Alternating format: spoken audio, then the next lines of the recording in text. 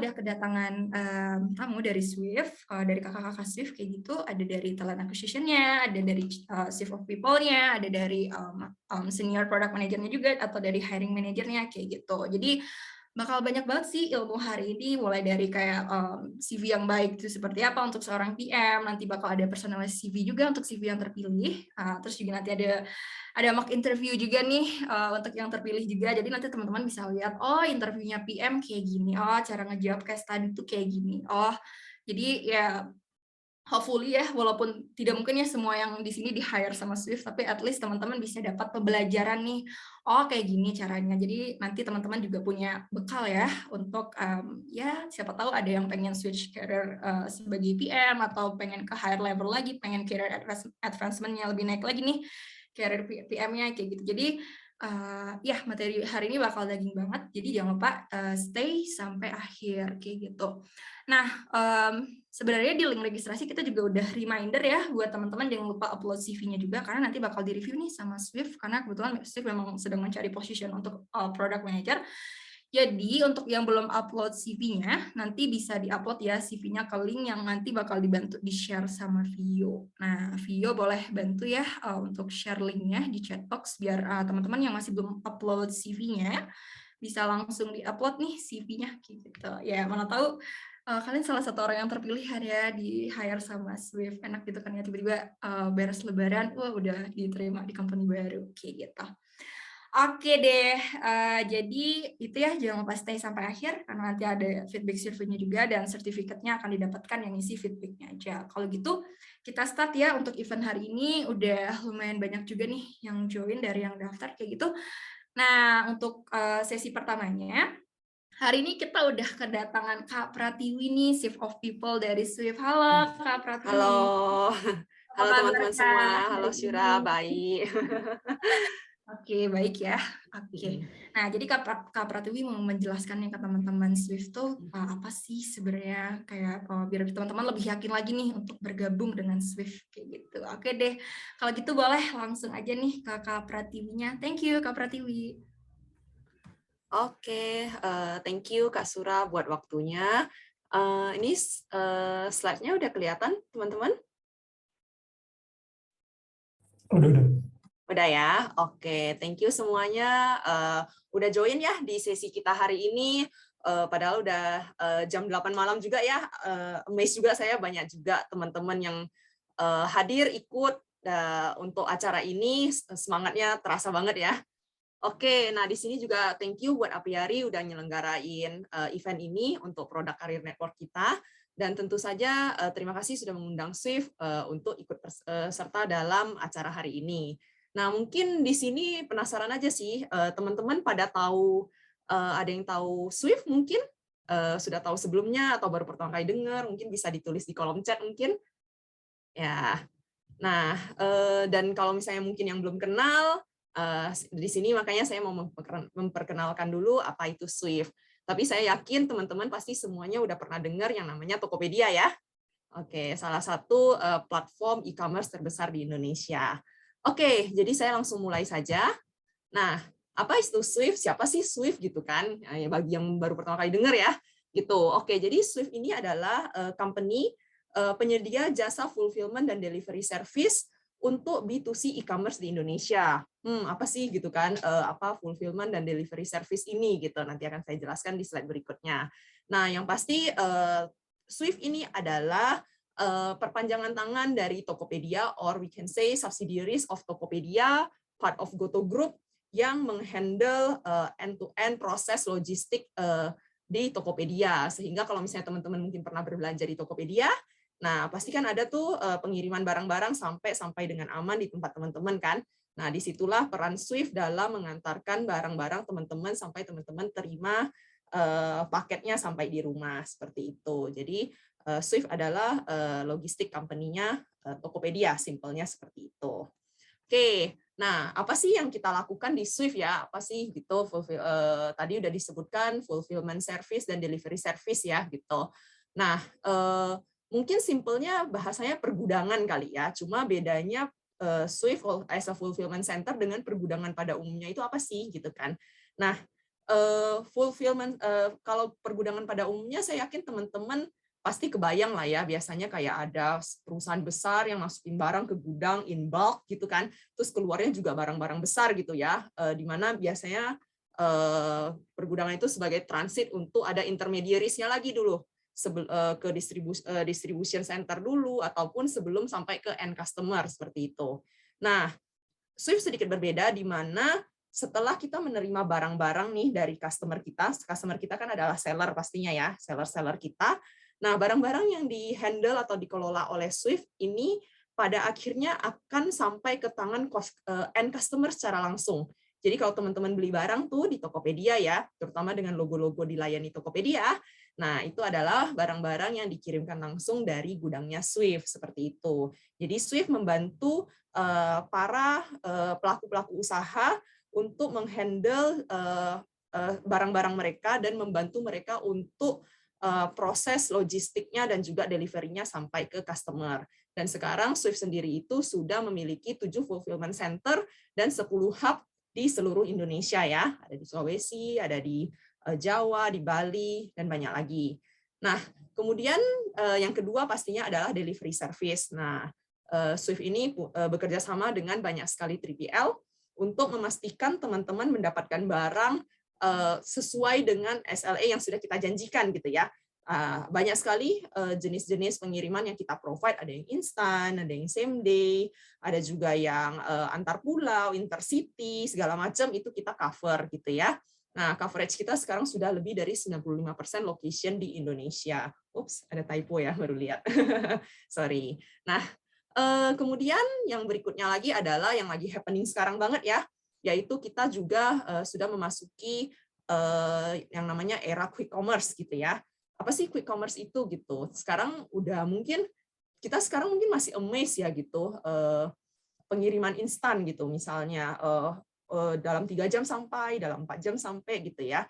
Nah, cuma sekarang ini kita bahkan sudah memasuki tahapan di mana kita memprovide teman-teman bisa berbelanja groceries yang biasanya mungkin teman-teman pergi ke Indomaret gitu ya, ke Alfamart atau ke convenience store lainnya gitu. Nah, sekarang teman-teman segampang memesan dari Tokopedia gitu. Nah, yang akan kita kirimkan maksimal 2 jam delivery. Dan sekarang kita juga ada di beberapa lokasi kita sudah memprovide yang bisa kita kirimkan dalam 15 menit sampai.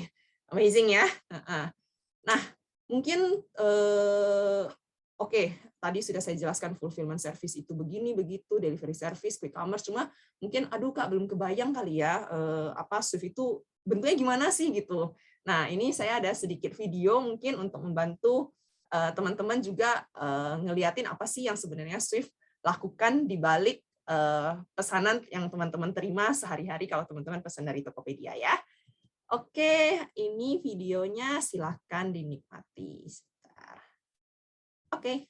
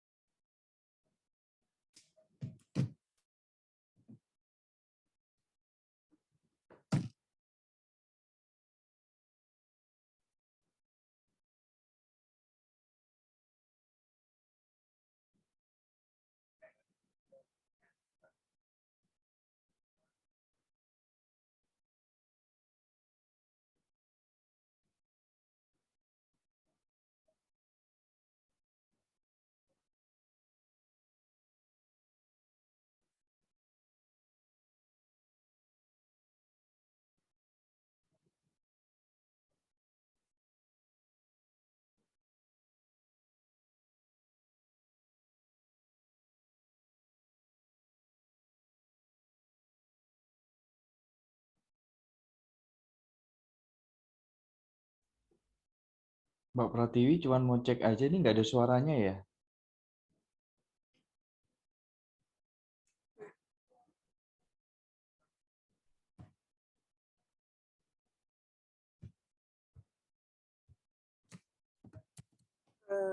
Sorry, kelihatan kan ya videonya ya? Videonya kelihatan tapi nggak ada suaranya. Memang nggak ada Oh, suaranya ya. Oh, ada sih, ada suaranya. Tadi nggak muncul ya? Nggak muncul. Oh, oke, oke. Keras banget sih kalau di tempat saya ya. Tapi nggak apa-apa lah ya, teman-teman. Mungkin bisa lebih khusyuk menikmati gambarnya ya. Ini saya lanjutkan sedikit lagi, sudah mau selesai. Oke, sebentar. Ini suaranya ada sih, full. Kok nggak masuk ya?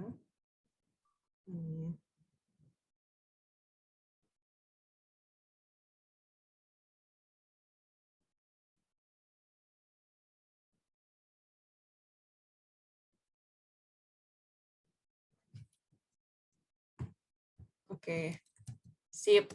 Itu teman-teman, aduh sayang banget ya teman-teman nggak bisa dengar suaranya, padahal saya udah ikut goyang-goyang dengerin lagunya. Ternyata teman-teman nggak bisa ikut menikmati, cuma nggak apa-apa, teman-teman bisa lihat di link YouTube ya, dilayani Tokopedia kalau mau lihat videonya ulang gitu. Jadi tadi, tapi saya yakin teman-teman ngeliatin prosesnya ya tadi ya, ada gudang yang kita handle gitu, di mana seller-seller kita menyimpan barangnya di gudang Swift, dan kemudian dihandle oleh Swift dengan we take care very carefully gitu kan barang-barang dari customer. Lalu ketika teman-teman memesan dari platform Tokopedia, akan kita pastikan teman-teman mendapatkan paket sesuai dengan waktu yang sudah kita janjikan gitu. Oke, nah itu tentang dilayani Tokopedia ya, dan ini juga ada sedikit untuk Toko Now bagi teman-teman yang belum tahu ya. Ini yang tadi kita ngomongin soal quick commerce gitu. Jadi teman-teman sekarang kalau coba buka, ambil HP-nya, coba cek di HP-nya ada logo Toko Now gitu. Nah, belanja 2 jam saja gitu. Nah, kita pastikan teman-teman akan menerima paketnya maksimal 2 jam saja gitu. Tapi mostly kurang dari 2 jam ya. Bahkan saya pernah terima cuma 30 menit gitu sudah sampai di depan rumah gitu. Jadi memang semua barang-barang ini barang-barang fresh, ada fresh, frozen, dan juga beragam dry foods juga yang kita provide, dan juga kebutuhan rumah tangga lainnya, dan pastinya free ongkir gitu. Nah, jadi di sini teman-teman bisa melihat di mana Swift adalah perpanjangan tangan ya, atau bisa dibilang kayak logistik arm-nya Tokopedia dalam membuat Tokopedia to be able to make things happen gitu, to be able to serve customer, dilayani Tokopedia supaya teman-teman bisa mendapatkan produknya maksimal 48 jam. Terus misalnya juga Toko Now maksimal 2 jam sampai seperti itu. Nah, kembali ke misinya Swift ya gitu. Ini penting banget, pengen share ke teman-teman juga. Kita punya misi yaitu delivering your potential and simplifying your growth gitu. Nah, oke, di sini yang mau saya tekankan adalah sebenarnya ini misi yang sangat unik, yaitu karena punya makna ganda. Delivering your potential, your-nya di sini siapa sih gitu kan? Your di sini kita mengacu pertamanya adalah ke customer kita, seller-seller kita ya, seller-seller kita, di mana kita berharap seller-seller kita ini bisa mengembangkan potensinya, bisa grow the business dengan bantuan Swift, dengan Swift membantu menghandle aspek logistiknya dari para pelaku usaha, sehingga teman-teman pelaku usaha bisa lebih fokus dalam sisi komersialnya, bisnisnya, marketingnya gitu. Karena terkadang 70% dari waktunya para pelaku usaha itu habis untuk ngurusin logistiknya gitu. Jadi kayak ngurusin stoknya, packing, terus inbound barangnya banyak banget ya. Itu sebenarnya aspek yang cukup time consuming gitu kan. Tapi kalau bagi pelaku usaha kan yang penting adalah gimana sih dia bisa ngembangin bisnisnya lagi. Jadi supaya para pelaku usaha ini bisa lebih fokus, disitulah Swift hadir untuk membantu mereka semua seperti itu. Nah, yang kedua adalah kita pengen teman-teman yang nantinya bekerja di Swift atau yang sekarang bekerja di Swift ya, harapannya juga teman-teman yang di sini mungkin nanti bisa bergabung. Nah, kita juga pengen di sini hadir untuk mengembangkan potensi teman-teman juga, sehingga teman-teman bisa mengembangkan karirnya bersama dengan Swift gitu. Kita berharap semua orang yang join di Swift pastinya akan mendapatkan karir yang lebih baik gitu juga, dan yang pastinya kita make sure kita ingin teman-teman yang join ke Swift itu membawa sesuatu gitu, belajar yang banyak di Swift seperti itu. Nah, disinilah kemudian kita juga ngomongin ya, di Swift ini emang posisinya apa aja sih, kan gudang ya, kenapa sih butuh product manager gitu ya. Nah, di sini apa sih yang membedakan product manager yang ada di Swift dengan product manager lainnya gitu ya. Nah, mungkin agak berbeda dengan product manager di startup company lainnya ya, di mana startup company lainnya fokus dari PM, yang kita bisa bilang PM product manager itu kebanyakan itu lebih ke ngurusin high traffic-nya ke customer facing gitu, ke end customer langsung. Nah, bedanya di Swift itu product manager-nya itu adalah kita yang kita serve adalah our internal users gitu. Jadi kita building internal process dan supporting business operations gitu. Nah, jadi case-nya itu real terjadi yang memang sehari-hari day to day di lapangan gitu. Nah, disitulah peran product manager sangat penting untuk mengembangkan produk sehingga bisnis bisa berjalan dengan lebih efektif dan efisien seperti itu.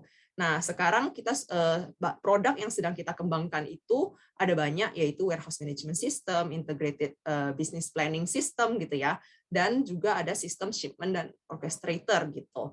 Nah, pasti penasaran kan, apaan sih gitu, kok sebenarnya produknya apa sih gitu. Nah, di sini saya juga udah ngajak nih teman saya di Swift, Mas Bogi ya. Halo Mas Bogi. Halo Mbak Nah, Titi, halo teman-teman semua. ya. Nah, Mas Bogi ini adalah senior product manager di Swift gitu, yang pasti pengalamannya banyak banget. Teman-teman harus belajar banyak dari Mas Bogi pastinya. Nah, Mas Bogi ada cerita menarik yang akan di-share ke teman-teman terkait product manager di Swift itu seperti apa dan gimana sih challenge dan keseruan yang Mas Bogi rasakan gitu. Oke, silakan Mas Bogi. Oke, terima kasih Mbak Pratiwi. Ya, jadi teman-teman, ini percakapan yang menarik ya, artinya mungkin saya ingin memperkenalkan sedikit apa kehidupan atau mungkin apa yang menarik dari menjadi seorang product manager di Swift gitu. Salah satu yang paling dicari oleh product manager biasanya adalah kerinduan mereka untuk bisa, mohon maaf Mbak Pratiwi bisa tampilkan slide-nya? Iya. Ya, terima kasih. Ya, jadi sebetulnya yang membuat menarik sebagai product manager adalah bagaimana seorang product manager itu bisa mendefinisikan suatu problem gitu ya, yang kemudian bisa diterjemahkan menjadi satu solusi yang kemudian bisa mempunyai dampak yang secara real kepada company gitu ya, kepada pengguna jasa atau service dari Swift itu sendiri. Nah, sebetulnya salah satu yang saat ini produk yang sangat kita kembangkan yaitu kita berbicara warehouse management system. Mungkin mendengar kata warehouse sebetulnya teman-teman akan mungkin sudah sering mendengar gitu ya warehouse, dan di bayangan di otak kita saat membayangkan warehouse itu berbicara bagaimana cuman menyimpan barang, kemudian bagaimana stok itu masuk dan stok itu keluar. Ternyata di dalam Swift ini, di dunia logistik atau dunia fulfillment, ini warehouse ini sangat menarik ya, dan ternyata tidak sesimpel yang kita bayangkan dalam konteks cuma sekedar menyimpan barang. Nah, kita berbicara mulai dari barang masuk, bagaimana itu di unloading, kemudian kita bagaimana penggunaan tool-tool baik itu dari mobile application gitu ya, menggunakan peralatan-peralatan yang untuk mengukur kinerja dari proses yang kita lakukan di lapangan sehingga kita bisa memenuhi SLA yang sudah didefinisikan dengan para seller kita sehingga kita bisa achieve performance dengan mengirimkan barang secepat mungkin gitu ya. Dan ini sangat membantu para seller-sellernya dari Tokopedia, khususnya bagi mereka yang mungkin tidak mau susah gitu ya memanage inventory mereka dan bagaimana mereka bisa mengembangkan bisnis mereka dan kemudian shipment-nya bisa di-delivery menggunakan servisnya Swift. Salah satu yang kita develop adalah warehouse management system ini yang mengcover end-to-end proses dari barang mulai datang, kemudian inventory itu disimpan, kemudian bagaimana inventory itu mengalami perpindahan lokasi gitu ya, dan kemudian berbicara bagaimana integrasi dari order dari marketplace seperti Tokopedia itu bisa masuk dan kemudian bagaimana kita bisa menghandle ordernya kemudian sampai dengan pengirimannya. Begitu juga kita juga artinya produk yang dikembangkan oleh Swift itu tidak hanya berhubungan dengan operasional ya. Jadi sebetulnya di dalam konteks warehouse management ini sangat kaya gitu dengan feature-feature yang sebetulnya berhubungan juga dengan data gitu ya. Kita mempunyai satu fungsi yang mungkin kalau kita bilang tidak dimiliki oleh orang lain, yaitu bagaimana Swift sebagai fulfillment center bisa menemukan variasi pilihan kurir atau 3PL dengan harga yang paling murah. Nah, itu ada satu algoritma yang kita berbicara bermain dengan data, dan kemudian bagaimana product manager bisa menggunakan skill analytical-nya untuk mendefinisikan suatu algoritma atau prediction function gitu ya untuk hal-hal seperti ini gitu. Dan kemudian kita juga bicara punya produk namanya integrated business planning, di mana teman-teman product manager yang menyukai dalam konteks supply chain atau bagaimana planning demand gitu ya, permintaan barang, kemudian bagaimana teman-teman yang menyukai memplanning storage produk gitu ya. Karena sebagai fulfillment center, kita juga harus mengoptimize warehouse yang kita punya. Kita tidak ingin stok kita menyimpan terlalu banyak, tapi kita juga tidak ingin stok kita terlalu sedikit, sehingga saat order semakin banyak, khususnya misalnya di dalam kondisi Lebaran ini, pastinya orang setelah mendapat THR, kerinduannya untuk memesan itu sangat tinggi gitu ya. Nah, itu bagaimana our fulfillment system ini bisa menghandle those kind of variation. Jadi ini sangat menarik dalam konteks variasi dari produk yang Swift miliki, dan ini memang menjadi ranah product manager boleh mengembangkan solusi, memahami problem sebenarnya. Dan seperti Mbak Pratiwi tadi sampaikan, bahwa Swift sendiri ini kita menghandle internal proses gitu, sehingga usernya itu ada di Swift sendiri, sehingga kita benar-benar bisa berinteraksi dengan para user yang menggunakan sistem kita. Kita tahu problem sebenarnya apa, mereka bisa menceritakan problem sebenarnya apa, sehingga sebagai product manager kita benar-benar bisa menentukan solusi yang tepat bagi mereka.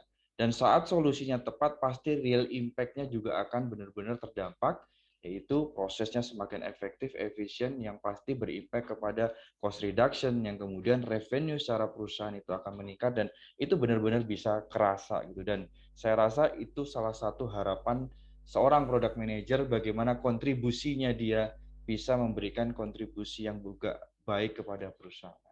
Mungkin itu sih Mbak Pratiwi, mungkin sekedar cerita tentang produk-produk Swift dan membuat product manager, bekerja sebagai product manager di Swift sesuatu yang menarik ya. Jadi kita mengundang teman-teman untuk bergabung nih. Siap, thank you Mas Bogi. Ini Mas Bogi lagi nyari tim loh teman-teman. Dan tadi udah dengar kan cerita dari Mas Bogi ya, pastinya seru banget yang lagi kita kembangin di Swift. Jadi kalau ngomongin kayak job yang fulfilling gitu ya, kalau teman-teman memang punya passion menjadi product manager yang baik, saya yakin tadi cerita experience dari Mas Bogi itu pasti ngena lah ke teman-teman semua gitu. Jadi sebelum kita pindah ke sesi berikutnya, pastinya tadi sudah sedikit kita keluarkan ya bocoran-bocoran pesan-pesan sponsor gitu ya. Yang pasti kita sekarang juga ada banyak sekali opening untuk posisi product manager, sehingga silakan teman-teman untuk visit career site kita di www.swiftcareer.net/vacancies gitu. Nah, dan pastinya memang di Swift sendiri tidak hanya ada opening untuk product manager, tapi saya assume semua yang di sini lagi pengen jadi product manager ya gitu. Cuma kali-kali ada teman saudara gitu ya yang juga lagi mencari kerja gitu, silakan monggo di visit career site kita, atau juga boleh di follow Instagram kita di @prajuritpetir gitu ya. Jadi kita kalau manggil teman-teman yang ada di Swift itu kita ngomongnya prajurit petir gitu. Karena teman-teman di Swift itu biasanya semuanya teman-teman yang resilient, strong, dan strive to for excellence gitu ya. Nah, jadi kayak prajurit gitu. Nah, lalu silakan juga di follow LinkedIn-nya. Kadang kita sering ada juga postingan-postingan vacancies di LinkedIn, dan juga informasi-informasi yang informatif lainnya di Swift atau Tokopedia Company, dan juga website resmi kita di www.swiftsolution.id. Oke, mungkin sekian dari saya. Saya balikan ke Kak Syura dulu ya. Kak Syura, silakan untuk lanjut ke sesi berikutnya. Sip, thank you semua teman-teman. Nanti kita sambung di bagian Q&A ya. Thank you. Oke, thank you Mbak Pratiwi dan Mas Bogi. Tadi udah bantu kita ya untuk lebih paham lagi nih. Swift itu sebenarnya company seperti apa. Terus juga tadi dari Mas Bogi juga sempat ada bocoran ya, product manager di Swift itu ngapain aja sih. Nah, jadi mana tahu nih teman-teman udah jauh lebih paham lagi nih sekarang PM di Swift itu seperti apa. Dan lebih tertarik lagi juga, nanti bisa langsung ya ke link yang tadi sempat Mbak Pratiwi share juga, atau nanti bisa upload juga nih CV-nya ke link yang udah di-share Vio, karena nanti CV-CV yang ada di situ juga bakal di-review nih sama Swift, kayak gitu. Nah, jadi hari ini kita ada, ya ada 3 pembicara, teman-teman. Jadi siapa yang udah mempunyai pertanyaannya udah bisa langsung di-drop juga nih dari sekarang. Nanti kita akan ada sesi tanya jawabnya juga. Bisa langsung ditujukan ke Mbak Pratiwi, itu Chief of People-nya, yang untuk pengen lebih tahu banyak tentang company-nya seperti apa. Terus bisa tanya ke Mas Bogi juga untuk yang lebih pengen tahu ya posisi PM-nya akan seperti apa nanti. Terus nanti juga udah ada di sini nih Mbak Vina nih, talent acquisition dari Swift-nya kayak gitu. Jadi yang pengen tahu kayak Mbak Vina seperti apa sih CV yang menarik nih sama Swift, atau apakah CV yang kreatif atau ATS CV gitu. Nah, nanti boleh tanya-tanya di kolom chat box ya, karena nanti kita akan ada sesinya tanya jawab gitu. Nah, sekarang kita sebelum ke mock interview bareng Mas Bogi, kita mau CV personalized review dulu nih. Udah ada 2 CV terpilih juga nih. Hari ini juga udah ada Mbak Vina nih, udah ready ya Mbak Vina buat bantu sharing sama kita nih Mbak untuk ya nge-review CV-nya. Halo Mbak Vina, apa kabar Mbak Vina? Halo Mbak Syura, baik, kabar baik. Oke, boleh Mbak Vina langsung aja nih kita review 2 CV terpilihnya kayak gitu. Nah, teman-teman bisa simak ya. Thank you. Terima kasih Mbak Syura. Halo, selamat malam teman-teman semua. Mungkin sebelumnya perkenalkan dulu, saya dengan Vina, saya dari tim Talent Acquisition di Swift Solution. Hari ini aku mau sharing-sharing sedikit mungkin ya. Mungkin sebelumnya Mbak Pratiwi, Mas Bogi sudah sharing mengenai Swift itu apa sih, lalu mungkin gambaran PM di Swift seperti apa. Nah mungkin kalau dari aku akan sharing sedikit nih mengenai rekrutmen proses di Swift seperti apa. Kurang lebih ini prosesnya secara in general gitu ya. Kalau di Swift proses rekrutmen itu dari pertama setelah teman-teman apply ke kita, mulai dari tadi dari Karyasari kita atau mungkin dari LinkedIn ataupun job portal lainnya. Nanti CV-CV yang masuk, teman-teman yang udah apply, CV-nya akan kita screening gitu ya, akan kita sortir berdasarkan kebutuhan kita. Nah, yang CV-nya lolos CV screening akan dilanjut ke HR interview. Nah, nanti biasanya akan ketemu dengan Vina ataupun tim talent acquisition lainnya. Nah, biasanya di HR interview ini mungkin lebih banyak ke saling mengenal dulu ya. Mungkin kita kenalan dari kandidat, info diri kandidat seperti apa. Nanti mungkin gantian juga dari Vina akan share juga, atau dari teman-teman talent acquisition juga akan share gambaran Swift tuh seperti apa. Kemudian nanti kalau sudah lolos HR interview akan dilanjut ke user interview. Biasanya kalau di Swift user interview itu akan ada 2 lapis atau akan ada 2 filter ya. Jadi akan ada 2 kali user interview. Kalau lolos dua-duanya, terakhir akan kita umumkan kelulusannya, dan proses terakhir adalah proses offering stage. Kurang lebih seperti itu. Nah, kalau secara spesifik untuk posisi product manager sendiri, untuk prosesnya ada sedikit tambahan. Jadi setelah CV screen, teman-teman yang application-nya lolos CV screen, akan kami undang untuk mengerjakan technical test terlebih dahulu.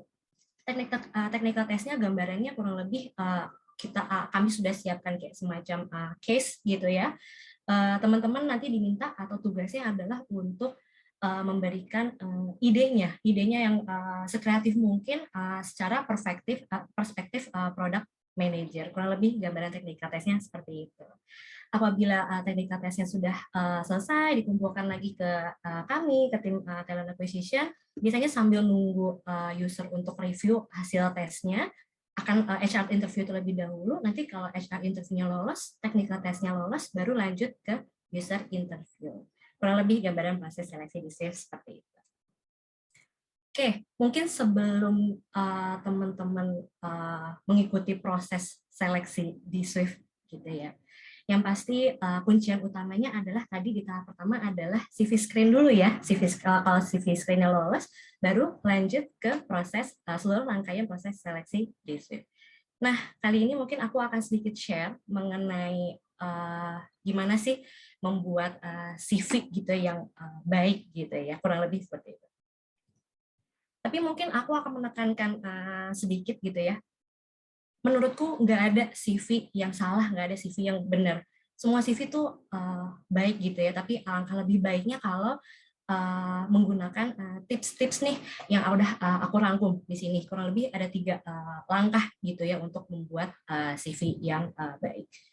Pertama, kenapa aku bilang nggak ada CV yang jelek ataupun yang bagus gitu ya, nggak ada CV yang benar ataupun salah, karena semua kembali ke kebutuhannya.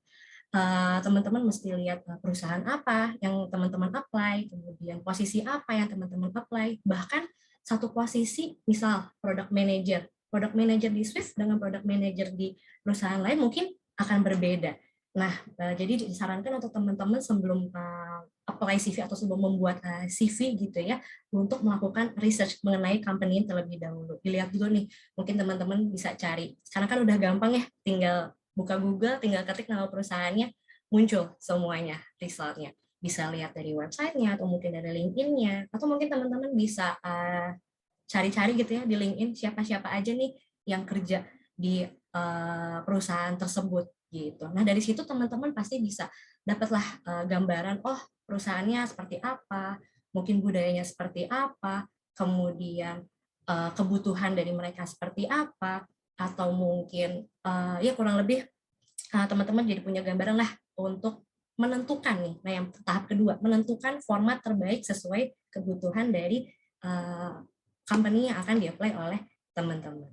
Nah, silakan kalau teman-teman udah punya gambarannya, teman-teman tentukan format yang menurut teman-teman sesuai. Maksudnya format mungkin lebih ke, mungkin ternyata company ini apply-nya melalui website mereka atau sistem mereka. Kayaknya better aku apply pakai ATS friendly ya. Sekarang lagi zaman nih ya, CV-CV yang ATS friendly gitu ya. Kalau dirasa teman-teman kayaknya nih pakai sistem deh, boleh banget silakan teman-teman bikin dengan format ATS friendly. Atau mungkin mau pakai CV format yang kreatif gitu ya, sekarang kan udah banyak desainnya, bisa kita dapetin di manapun, itu juga boleh banget, silakan dikembalikan sesuai kebutuhan teman-teman. Yang terakhir, konsisten. Konsisten dalam artian formatnya gitu ya. Kalau misalkan memang teman-teman mau, oke, saya udah nentuin nih, saya udah milih akan pakai format ATS. Buatlah, kalau ATS kan sederhana, terus mungkin nggak perlu banyak warna, ditekankan pada keyword yang mungkin relevan dengan posisi yang di-apply oleh teman-teman. Kalau misalkan teman-teman pilihnya CV kreatif, oh mungkin bikinlah sekreatif mungkin yang bisa menarik para recruiter untuk ngelirik nih CV teman-teman. Harus konsisten dengan formatnya. Plus mungkin sesimpel kayak ukuran format atau ukuran fontnya, atau ukuran fontnya sama semua, atau mungkin jarak dari tiap kalimat itu sama semua, harus konsisten semuanya. Kurang lebih itu deh langkah-langkahnya untuk membuat CV. Oke, kalau untuk formatnya sendiri sebenarnya balik lagi ya, tadi dikembalikan ke kebutuhan teman-teman masing-masing. Tapi di sini aku coba rangkum, ini adalah poin-poin format yang aku rasa wajib ada di semua CV. Pertama, untuk header-nya pastikan teman-teman mencantum nama teman-teman di atas CV, supaya recruiter juga langsung lihat, oh ini CV-nya si ini, CV-nya si itu. Gitu. Kemudian diikuti dengan kontak info. Untuk kontak info mungkin yang paling penting gitu ya, menurutku sebagai recruiter, itu pertama adalah nomor telepon yang bisa dihubungi, kemudian kedua adalah alamat email yang aktif gitu ya, atau yang sering dicek oleh teman-teman, terakhir alamat tempat tinggal. Tapi kalau untuk alamat tempat tinggal mungkin cukup menuliskan kotak tempat tinggal ya. Sebenarnya nggak perlu sih teman-teman kalau nulis alamat lengkap teman-teman di CV, itu sebenarnya nggak perlu banget. Pertama, karena kan terkait mungkin data privacy gitu ya. Kedua, sebenarnya kami recruiter juga sebenarnya nggak terlalu butuh alamat teman-teman. Tapi kalau teman-teman cantumkan lokasi, itu bisa menjadi salah satu referensi kami mungkin nanti untuk placement di mana, atau mungkin nanti kita bisa lihat, oh kayaknya jauh nih dari office, dia mau nggak ya kerjanya jauh dari office, ataupun oh ternyata nih tempat tinggalnya masih satu kota nih dengan office kita, kayaknya boleh nih kita coba, karena mungkin salah satu poin gitu ya, tambahan gitu ya, untuk bisa approach teman-teman. Itu yang pertama. Kemudian yang kedua yang pastinya menurutku penting adalah professional summary, atau mungkin teman-teman bisa bikinnya tentang profile atau about me gitu ya. Jadi di bawah nama ditulis sesimpel mungkin aja, paragraf singkat aja, mungkin 2-3 kalimat mengenai diri teman-teman, menggambarkan diri teman-teman. Poin-poin penting aja.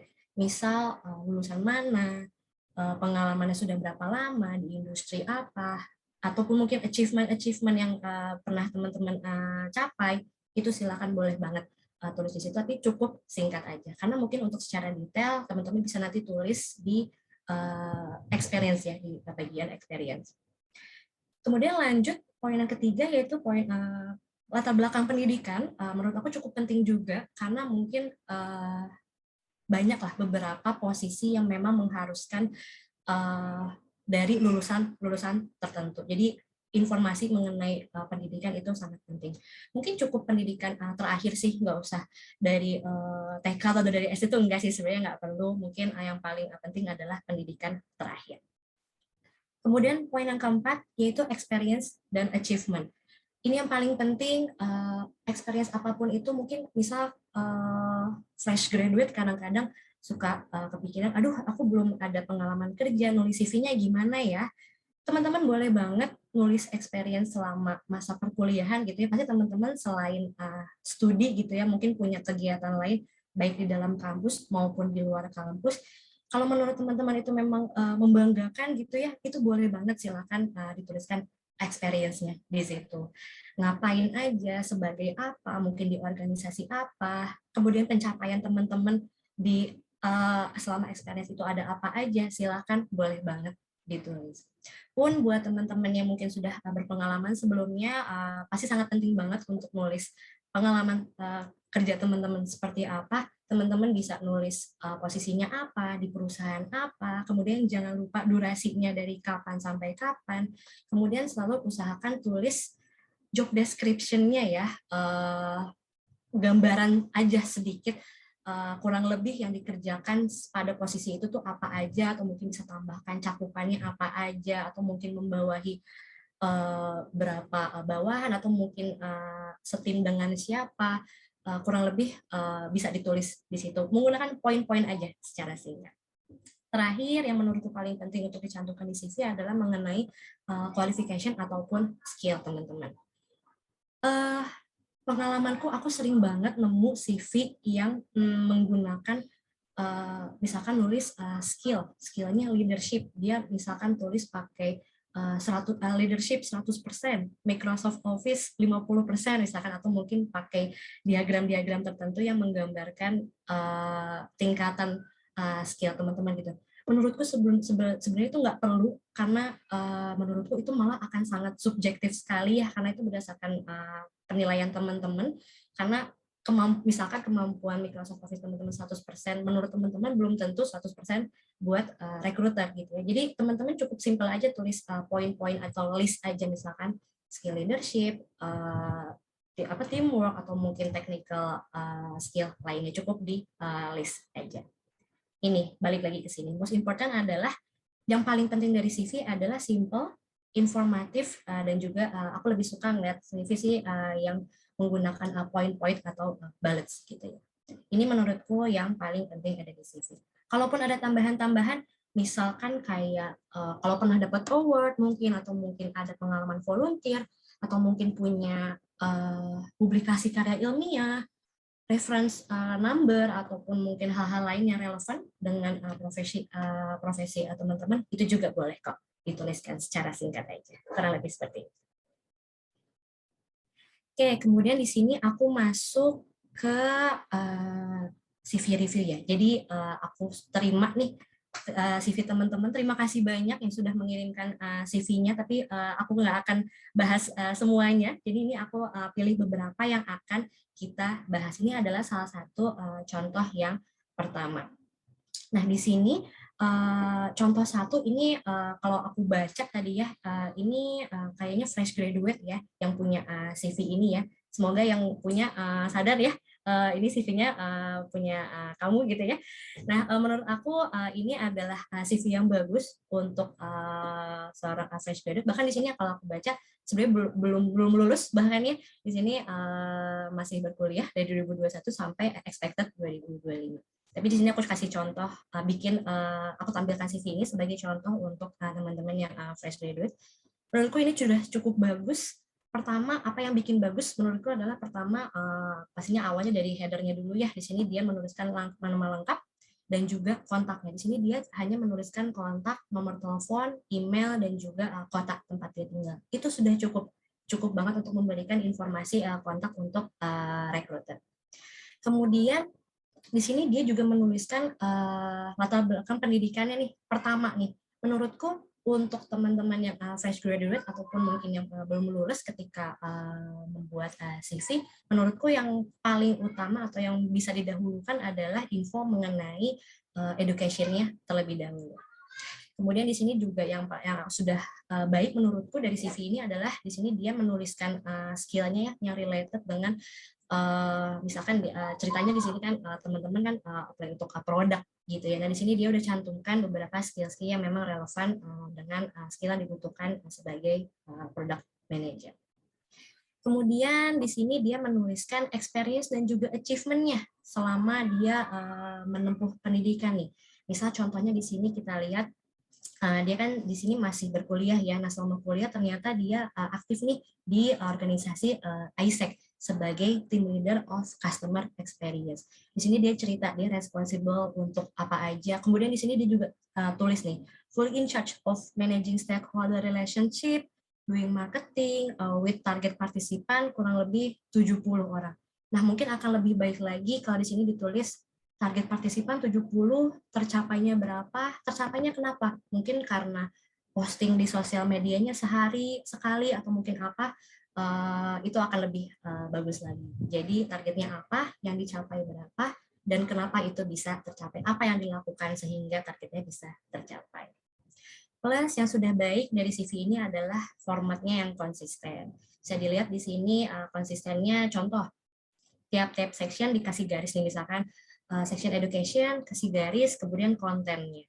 Kemudian masuk ke section baru, sama, skill, dikasih garis, kemudian kontennya. Selanjutnya, section organization experience, juga di sini dia tulis judulnya, garis, kemudian kontennya. Jadi cukup konsisten, fontnya juga ukurannya sama, jenis fontnya juga sama semua. Jadi ini cukup konsisten menurutku. Oke, mungkin lanjut untuk contoh selanjutnya. Ini contoh yang kedua. Nah, kalau yang ini tadi aku baca, ini yang buat CV ini atau yang punya CV ini sudah cukup berpengalaman ya. Jadi ini aku kasih contoh untuk CV yang sudah berpengalaman, plus ini juga contoh untuk kreatif CV. Mungkin tadi kan ini lebih ATS friendly ya. Jadi nanti sistem bisa baca gitu ya keyword-keyword yang ada di sini. Nah, kalau ini lebih ke kreatif CV. Menurutku yang sudah bagus di sini adalah pertama dia mencantumkan foto di sini, dan di sini ya aku mungkin nggak bisa tampilkan ya fotonya ya, tapi aku bisa gambarkan bahwa foto yang dicantumkan oleh pemilik CV ini cukup profesional. Kadang-kadang aku pernah nemu kayak CV fotonya selfie ataupun mungkin terlalu ngezoom gitu ya ke mukanya, jadi terlihat kurang profesional. Nah, dia sudah mencantumkan foto dengan format profesional lah gitu, enak lah dilihatnya. Kemudian mungkin ada yang nanya, sebelumnya CV ini dibilang bagus, nggak ada fotonya, sedangkan ini ada fotonya dibilang bagus juga. Banyak banget teman-teman yang suka nanya, sebenarnya CV itu baiknya pakai foto atau enggak sih?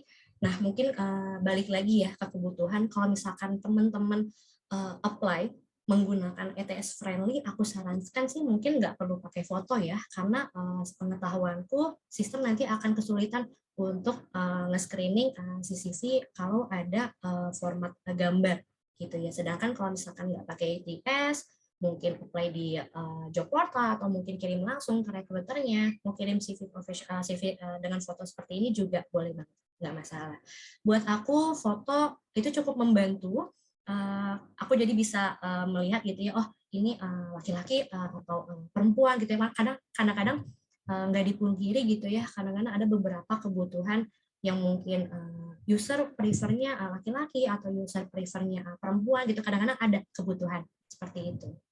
Bukannya diskriminasi gender gitu ya, tapi kadang-kadang memang ada lah beberapa kebutuhan gitu. Misal ternyata di perusahaan tersebut sudah banyak sekali nih laki-laki di posisi itu, mungkin pengen dong ada perempuannya juga gitu. Karena kadang-kadang nggak dipungkiri juga, dulu aku waktu kuliah pernah belajar juga bahwa memang nggak dipungkiri ada gitu ya gender differences. Mungkin dilihat dari oh ternyata perempuan struktur otaknya lebih apa daripada laki-laki, sehingga ternyata laki-laki lebih bagus di visual spasial dibandingkan dengan perempuan, misalkan seperti itu. Nah mungkin nanti kemampuan itu related dengan posisi-posisi tertentu, jadi itu cukup dibutuhkan sih untuk aku bisa identifikasi ini laki-laki atau perempuan.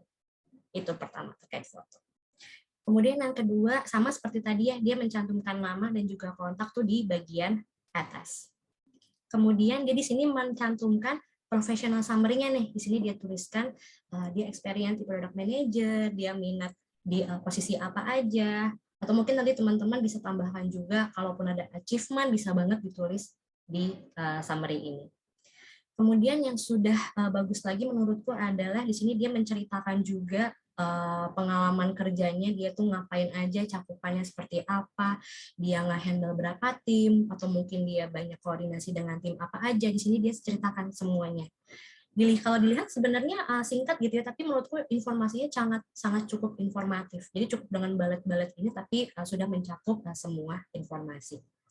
Terakhir di sini juga dia mencantumkan skill yang relevan dengan posisi yang dia apply. Kurang lebih seperti itu. Ini tambahan, ini aku temukan CV ini juga di salah satu yang apply. Sebenarnya menurutku CV ini bagus, menurutku, cuma mungkin ada beberapa yang sebaiknya bisa diimprove supaya menjadi lebih baik lagi. Pertama, untuk effortnya gitu ya untuk membuat CV kreatif ini sangat baik. Aku suka juga desainnya simple, nggak menggunakan banyak gambar ataupun grafik, hanya main di warna gitu ya, cukup simple, enak juga, masih enak juga dibacanya. Tapi mungkin yang sedikit bisa diperbaiki adalah terkait proporsi dari template-nya nih, karena aku lihat di sini bagian ini nih tanggung gitu ya, kecil enggak, tapi setengahnya juga enggak gitu. Menurutku lebih baik proporsi yang di sebelah kiri ini mungkin bisa lebih diperkecil untuk mencantumkan info-info yang mungkin nggak terlalu banyak gitu ya, kayak mungkin profile masih bisa ditaruh di sini, kontak bisa masih ditaruh di sini, atau mungkin baiknya skill nih, menurutku untuk area skill ini terlalu memakan area yang cukup besar ya. Menurutku untuk skill baiknya bisa ditaruh di bagian yang kecil aja di sini. Kamu bisa list di sini skill-skillnya apa aja di bagian yang lebih kecil ini. Jadi kalau skillnya dipindahin ke sini, aku rasa area untuk menuliskan work experience jadi lebih besar nih. Jadi kamu bisa cerita lebih banyak mengenai experience kamu apa aja. Plus karena kalau skillnya kita pindahin ke sini, aku lihat harusnya bisa ya achievementnya dipindahin ke bagian yang lebih besar, karena di sini aku lihat juga achievementnya cukup banyak. Lebih baik disimpan ditaruh di sini, ditulis di sini di area yang lebih besar supaya aku bisa lihat juga gitu. Oh ternyata achievementnya banyak nih. Educationnya di sini juga banyak. Aku lihat mungkin education juga bisa ditaruh di bagian yang lebih luas ini. Diceritain secara formal sekolahnya di mana, atau mungkin pendidikan yang informalnya nih bisa juga dicantumkan di bagian yang lebih besar. Jadi space-nya juga lebih besar untuk bisa cerita belajarnya apa aja, terus belajarnya berapa lama, atau mungkin ada pencapaian-pencapaian yang dicapai selama pendidikan informal ini. Kurang lebih seperti itu. Oke, mungkin terakhir tambahan, tadi kan kita mungkin lebih banyak bicara mengenai CV yang baik secara general. Nah, kalau CV SPM yang baik itu seperti apa sih?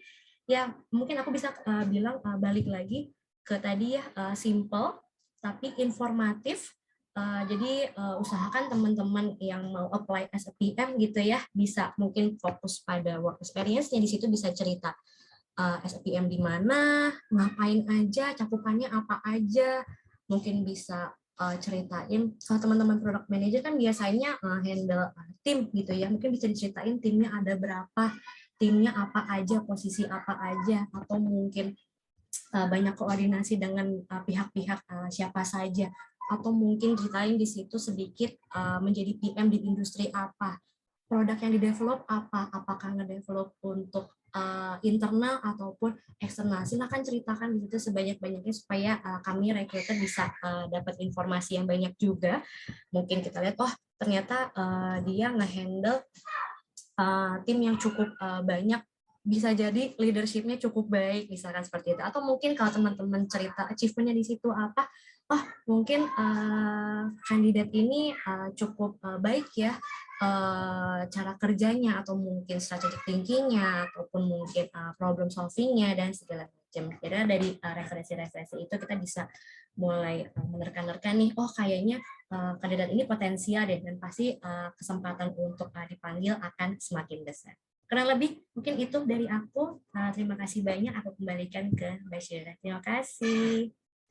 Oke, thank you nih Mbak Vina untuk insight-nya tadi ya, how to write TS friendly CV atau creative CV juga nih. Jadi teman-teman bisa nih tadi yang udah dapat ilmunya dari Mbak Vina bisa langsung update CV-nya ya habis ini, bisa ikutin tips and trick dari Mbak Vina juga. Terus tadi Mbak Vina juga sempat ngasih ya tips untuk PM tuh seperti apa, mungkin bisa di-highlight juga ya untuk leadership experience-nya, karena nanti as a PM juga akan banyak nge-lead tim juga gitu ya, mulai dari strategic thinking-nya juga atau stakeholder management-nya juga bisa di-highlight kayak gitu. Oke deh, thank you ya Mbak Vina untuk sharing-sharingnya. Jadi teman-teman yang belum upload CV-nya, nanti bisa upload ya ke link yang tadi di-share sama Vio, karena nanti itu bakalan benar di-review langsung nih sama Mbak Vina, talent acquisition dari Swift kayak gitu. Nah, kalau yang ada pertanyaan juga nih buat Mbak Vina atau buat Mas Bogi atau buat Mbak Pratiwi, boleh di-drop langsung ya di chat box-nya. Jangan lupa tujukan pertanyaannya untuk siapa gitu.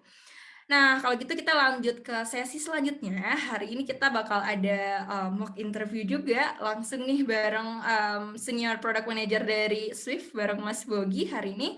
Udah ada 2 registran terpilih juga nih yang beruntung yang dapat kesempatan opportunity untuk mock interview hari ini. Itu ada Mas Felix Huang sama Mbak Kalista Nadia, dan dua-duanya aku lihat tadi udah hadir di sini ya. Jadi hopefully Mas Felix sama Mbak Kalistanya bisa on cam nih biar lebih kerasa role play mock interviewnya. Mungkin kita bisa start one by one ya, 10 menit. Mungkin aku mau start dari siapa dulu ya? Dari Mbak Kalista dulu deh. Halo Mbak Kalista. Halo, Nah, udah deg-degan tadi kenapa sih dulu? deg-degan ya Mbak ya. Gak apa-apa. Kapan lagi nih dapat kesempatan mock interview kayak gini. Siapa tahu nanti Mbak Kalista deh beneran di hire nih sama Mas gitu. Oke deh, kalau gitu nanti dari Mas Bogi bakal kasih beberapa pertanyaan juga. Terus nanti bakal kasih feedback juga nih ke Mbak Kalistanya biar biar lebih baik juga ke depannya. Dan teman-teman bisa perhatikan dan belajar ya dari sesi interview hari ini. Kalau gitu boleh langsung ke Mas Boginya, Mas Bogi. Oke, terima kasih Mbak Syura. Ya, selamat malam Mbak Kalista. Malam Pak Bogi. Salam kenal ya. Salam Gak usah kenal. tegang, nanti kita cuma ngobrol-ngobrol aja kok ini ya. Ya Siap. mungkin karena waktu kita cuma 10 menit ya, jadi mungkin saya akan mencoba untuk ya bertanya yang simple-simple aja, tapi yang ini menurut saya common question yang akan dicari oleh seorang product manager gitu ya. Nah mungkin kita akan masuk aja, saya nggak akan bertanya yang susah-susah, tapi semoga bisa dijawab dengan baik gitu ya. Dan mungkin nanti 3 menit terakhir saya akan kasih semacam feedback gitu ya. Oh ya. Oke, mungkin pertanyaan saya yang pertama sebagai pembuka gini ya, mungkin Mbak Kalista boleh jelaskan ke saya gitu ya, kalau Mbak Kalista harus menerangkan apa itu product manager kepada anak umur 5 tahun, apa yang Mbak Kalista katakan? Kepada anak umur 5 tahun. Oke. Ya. Mungkin aku bakal asumsikan karena anak-anak kan suka mainan nih. Nah, karena anak suka mainan, jadi mungkin aku kasih mainan mobil deh. Aku kasih mainan mobil. Jadi product manager itu aku buat mobil ini nih istilahnya. Kenapa aku buat mobil ini? Karena manusia itu butuh commute. di mana manusia tuh butuh kan kalau misalnya kamu mau pergi ke sekolah, dari rumah ke sekolah, nah kamu butuh mobil, biar kenapa? Biar lebih cepat sampai ke sekolahnya dan nggak telat. Nah, gimana sih aku bisa buat mobil ini biar membantu kamu? Yang pertama, aku harus tahu dulu, aku mau bentuknya kayak gimana nih mobilnya yang tepat buat kamu. Misalnya warnanya warna merah, mungkin kamu suka warna merah. Terus rodanya harus 4 biar bisa berjalan dengan baik. Nah, setelah itu baru deh saya bawa mobil itu untuk dikasih ke teman saya nih. Teman saya nih dia jago buat mobil, dia bisa buat rodanya, dia bisa buat catnya, dia bisa buat pintunya, pokoknya semuanya dia bisa buat. Nah, saya bawa ke teman saya, halo, tok tok tok, gitu kan. Ini saya punya nih mobil ini, kamu kira-kira bisa buatin nggak ya? Nah, teman saya pasti bertanya, oh sepertinya bisa, tapi mungkin bisa bantu saya buat apa aja ya yang harus dibuat itu, mungkin hal-hal yang saya harus tahu apa. Nah, dari situ saya bilang nih ke dia, oh iya, pertama kali mungkin bisa dibuat kerangkanya dulu ya Pak, aku bilang gitu. Kerangkanya dulu mungkin misal dari bagian depannya dulu, bagian tengah, bagian belakang, baru saya copot lagi tuh. Nah, mungkin habis itu baru kita buat rodanya. Nah, rodanya ada tengahnya dan juga ada samping-sampingnya. Jadi saya copot itu satu-satu, baru saya berikan ke teman saya satu-satu biar teman saya nggak bingung nih gimana cara buatnya ya dari awal gitu. Jadi saya kasih dulu kerangkanya nih ya Pak, buat kerangkanya dulu, lalu bilang ini ya Pak buat kerangka luarnya, lalu yang terakhir mungkin rodanya saya baru kasih ke bapaknya. Nah setelah itu udah deh jadi itu mobil bisa adik pakai gitu sih Pak mungkin. Oke, thank you. Iya. Nanti saya feedbacknya belakang aja ya. Iya ya. Ya, mungkin saya mau move ke next question ya. Thank you buat answer-nya tadi. Mungkin next question lebih kepada menurut Mbak Kalista ya. Apa yang menurut Mbak Kalista? Maksud lebih kepada pertanyaan gini. Menurut Mbak Kalista, seorang product manager yang baik itu seperti apa? Seperti apa menurut saya selalu curious about the problem, dimana karena istilahnya kita nggak boleh langsung ke solution gitu. Mungkin orang-orang selalu mikir kayak, oh saya pengen buat produk ini nih, gitu. Langsung kan solusinya apa. Cuma sebenarnya menurut saya tuh perlu banget kita malah take a lot of time untuk mengerti dulu nih problemnya apa nih sebenarnya. Karena misalnya kalau kita tidak mendalami problemnya dengan baik, itu tuh bisa memberikan solusi yang kurang tepat. Bukan salah menurut saya ya. Menurut saya solusi itu tidak salah, cuman kurang tepat.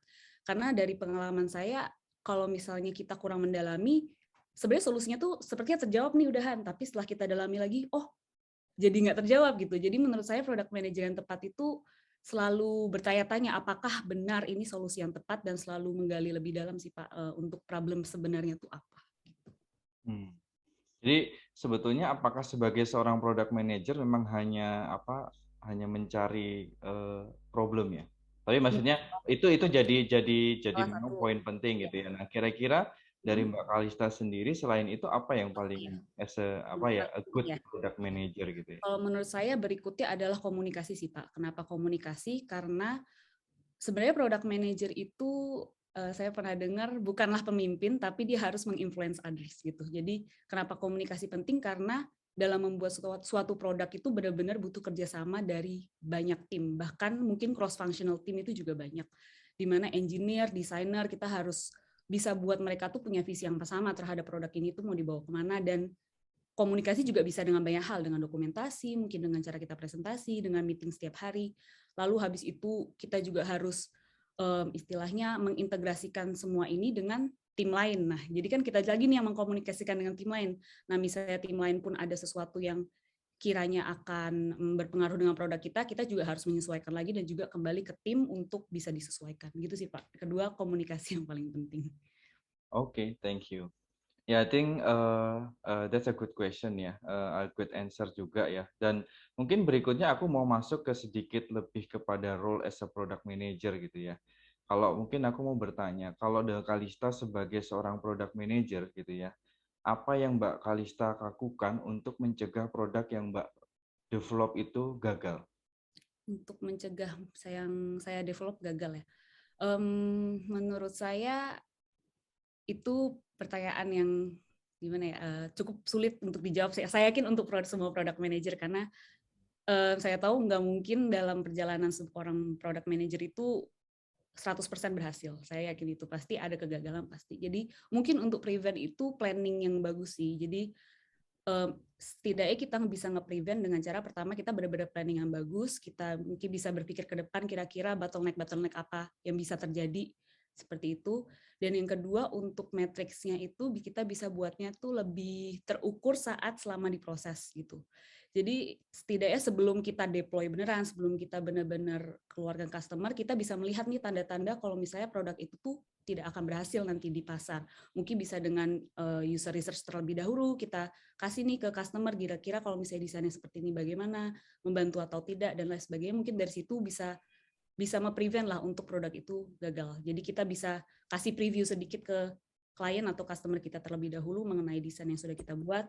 Dari situ kita lihat reaksinya dan kita dapat feedback-nya lagi kan dari situ. Dan semoga dari situ sih untuk kedepannya sampai deploy tidak gagal gitu sih Pak, menurut saya.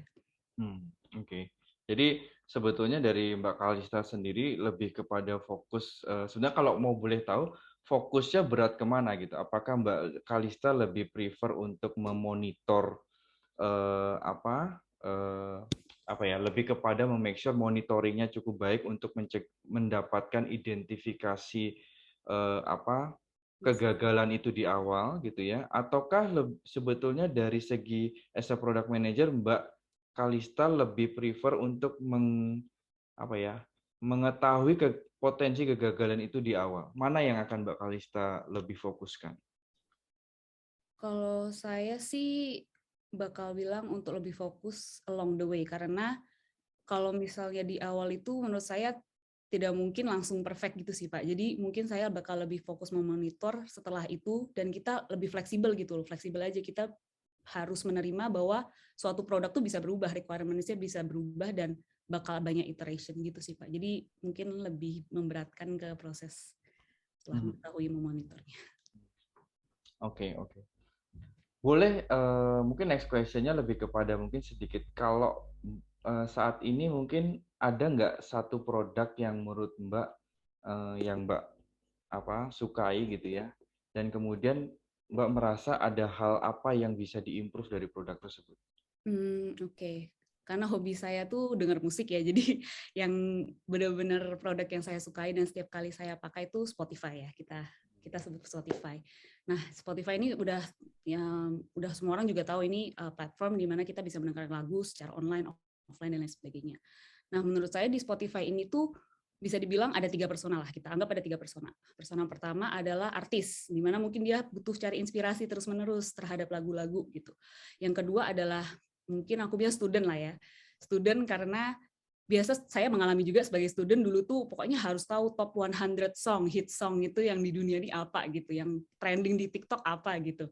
Nah, yang ketiga ini commuter. Nah, saya sekarang merasa saya commuter, di mana commuter itu kita dengerin lagu udah itu aja gitu, genrenya itu aja, dan kita mendengarkan lagu lebih untuk kalau kita lagi commute ke satu tempat sambil kerja atau sambil melakukan hal aktivitas lain.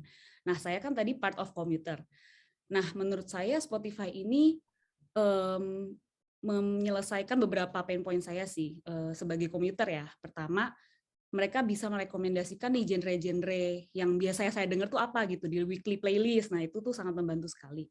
Yang kedua, mereka juga bisa memberikan saya akses untuk search playlist orang lain nih. Nah, karena kalau misalnya saya sih udah nggak sempet ya untuk curate istilahnya playlist sendiri, masukin satu-satu lagi lagunya, itu kan agak painful juga. Nah, saya senang nih dengan hal itu. Dan yang ketiga, podcast sih. Podcast di mana saya mau ngerjain aktivitas apapun, saya bisa mendengarkan podcast dan dapat banyak ilmu dari situ kan, dapat banyak insight dari situ. Okay. Nah, tapi hal yang masih saya merasa perlu diimprove nih ya, saya juga merasa pain point-nya adalah saat misalnya saya membuat playlist nih.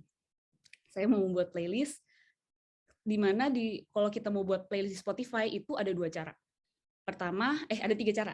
Yang pertama kita ketik sendiri nih, ya kan judulnya misalnya apa, kita ketik, kita klik lagi add to playlist. Yang kedua, mereka kasih. Oke, dari aku sih mungkin ini ya, artinya mungkin aku mau agak sedikit stop ini kita, karena mungkin aku mau kasih, sebetulnya gini, aku sudah dapat apa yang Mbak Kalista sudah sampaikan, dan to be honest, menurutku sih mungkin kalau kita lanjut kan pasti interviewnya panjang ya. Cuman mungkin aku mau stop interviewnya di sini aja gitu ya. Jadi mungkin aku mau kasih sedikit mau memberikan sesi feedback mungkin juga buat teman-teman. Jadi mungkin itu beberapa pertanyaan yang sebetulnya bakalan muncul as a product manager gitu. Tapi sebetulnya kalau mungkin teman-teman perhatikan dari cara saya bertanya, sebetulnya saya itu lebih cenderung bertanya kepada pertanyaan yang jawabannya itu membutuhkan penjelasan gitu ya. Nah, mungkin satu poin yang menurut saya cukup bagus dari mock-up interview ini adalah yang paling saya cari sebagai product manager adalah kemampuan seorang product manager untuk storytelling gitu ya. Jadi kenapa kok saya tadi tanya bagaimana kamu menjelaskan peran product manager kepada anak umur 5 tahun gitu.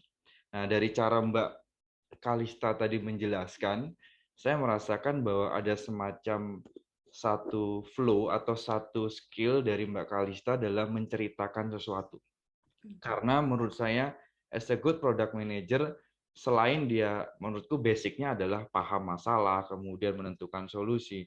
Menurut saya poin yang paling krusial adalah bagaimana dia bisa mendeliver solusi, konsep itu kepada orang yang non business proses atau orang yang technical gitu ya, yang mampu menceritakan. Terkadang tidak semua orang punya kemampuan bercerita gitu ya. Nah, dari tadi waktu Mbak Kalista menjelaskan, saya merasakan Mbak Kalista sebetulnya mampu memilih kata-kata, mampu menceritakan sebuah cerita gitu yang bersambung gitu. Nah, dari situ sebagai product manager saya juga melihat pada saat nanti Mbak bercerita, sebetulnya saya memperhatikan betapa detail apa yang Mbak Kalista ceritakan. Seperti tadi menjelaskan bagaimana kepada anak kecil, kemudian bagaimana Mbak menjelaskan Spotify gitu ya. Saya memperhatikan detail-detail yang Mbak Kalista jelaskan. Salah satu poin penting yang dilihat untuk product manager adalah pay attention to detail gitu ya. Kadang-kadang seorang product manager itu sangat lemah di dalam detail gitu. Mereka hanya oke, aku buat solusi gitu-gitu, tapi terkadang apalagi kalau kita berbicara seperti Swift solution yang end-to-end system gitu ya, dan itu harus mengerti detail gitu, sehingga dia paham the changes that I made itu impact-nya kemana aja gitu. Jadi jangan sampai solusi itu menjadi satu solusi yang menjadi problem gitu. Nah itu sangat penting sekali gitu ya. Dan dan so far saya dari tadi sih sebetulnya saya tidak melihat ada sesuatu hal yang perlu dikhawatirkan dalam konsep interview gitu ya, tapi lebih kepada menurut saya as a start. Jadi sebetulnya itu satu poin-poin yang sebetulnya teman-teman perlu perhatikan gitu ya. Pada saat menjelaskan harus bisa menceritakan gitu ya, menceritanya bersambung. Kemudian poin-poin penting yang tadi saya juga melihat bahwa sebagai product manager Mbak juga secara tidak langsung menjelaskan step-step yang dilakukan oleh seorang product manager gitu ya, seperti melakukan riset tadi ya, seperti kemudian melakukan mencari problem dan sebagainya. Nah, itu juga sebetulnya tolong dimasukkan di dalam setiap pertanyaan atau setiap cerita yang bisa disambungkan dengan peran atau role seorang product manager. Itu sih. Jadi mungkin dari saya sih masukan yang itu aja sih dari saya. So far saya tidak melihat ada hal yang yang tidak baik gitu ya dari cara menjawab dan sebagainya. Saya harap ini menjadi sharing yang baik ya. Ya. Mungkin itu sih Mbak Syura. Thank you Mbak Kalista sudah boleh jadi ini ya. Terima kasih banyak. Oke, thank you Mbak Kalista. Bener ya, tadi enak tuh dengar Mbak Kalista cerita. Jadi Mbak Kalista ini kelebihannya di storytelling tekniknya dapat ya Mbak ya, bisa dipertahankan tuh kayak gitu. Kalau gitu kita lanjut ke peserta beruntung selanjutnya nih. Ada dari Kak Felix Huang yang dapat kesempatan juga nih untuk mock interview. Mungkin dari Kak Felixnya udah bisa on cam Kak Felix, dan udah ready belum ya Kak Felix untuk mock interviewnya? Halo Kak Felix. Ya, udah. Oke. Halo. Nah, halo. nanti Kak Felix bisa interview ya sama Mas Boginya selama 10 menit ke depan. Thank you. Halo Mas Felix, salam kenal. Halo, salam kenal. Ya, thank you ya udah mau jadi tes ini untuk interview. Kelinci percobaan ya. Oke, ya sama seperti yang tadi, saya cuma mungkin nanti akan tanya beberapa hal, nanti lebih kepada sharing aja ya Mas Felix ya. Mungkin saya ingin lebih kepada bertanya ke Mas Felix, mungkin lebih kepada more detail ya. Tadi kalau mungkin yang kita sampel tadi lebih kepada kayak introduction as a interview product manager. Mungkin saya lebih ingin tahu ya, kalau Mas Felix gitu ya, disuruh mendesain gitu ya, satu solusi gitu ya. Mungkin kita ambil kasus advanced parking system gitu ya. Oke. Kira-kira pertanyaan apa yang akan Mas Felix tanyakan kepada saya sebagai user gitu? Oke, oke. Mungkin yang pertama lebih ke arah advanced parking systemnya akan berada di mana? Apakah itu ada di dalam kota besar atau mungkin dalam misalkan kalau di Jakarta kan kota metropolitan ya mungkin apakah itu ada di luar Jakarta, misalkan ada di Tangerang atau di Bogor atau di Depok seperti itu. Lalu mungkin yang kedua ketika kita udah mengetahui misalkan letak di mana lokasi itu ya. Yang kedua mungkin lebih mengerucut ke dalam yaitu apakah di tempat itu area perkantoran atau area mall misalkan atau di dalam mall kan biasa bahkan kita tahu di Indonesia kan banyak mall ya. Mungkin apakah akan di dalam mall atau di mana letak spesifiknya. Mungkin yang ketiga bakal lebih ke arah density dari area yang kita mau bangun parking itu. Apakah akan menampung berapa banyak dari mobil-mobil yang kita mau parkirkan. Mungkin seperti itu sih kalau dalam pikiran saya sekarang ya. Tapi kalau dalam konteks ini mungkin kita mencoba mensimulasikan ya, kalau misalnya Mas as a PM dan kemudian saya ini adalah salah satu user yang akan menggunakan aplikasi atau mungkin solusi yang Mas desain gitu ya. Nah, dalam konteks mendesain ini kan salah satu peran product manager itu adalah bagaimana dia menggali gitu kan. Nah, saya ingin lebih tahu bagaimana pertanyaan apa nih yang akan Mas lontarkan kepada saya as a user gitu ya. Tadi memang Mas sudah menggambarkan gitu ya. Oke, itu Yes. macam asumsi sebetulnya kan itu ya. Yeah. Nah, tapi kalau Mas as a product manager, saya ingin melihat what kind of question yang akan Mas tanyakan kepada saya. Oke. Mungkin kalau saya mau klarifikasi lagi dari misalkan dari yang tadi saya jelaskan mungkin ya. Apakah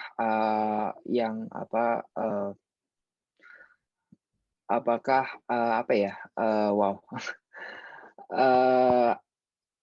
Saya ingin klarifikasi lagi sih, maksudnya apakah gimana ya? Waduh, saya jadi blank. Take your time, Mas. Oke.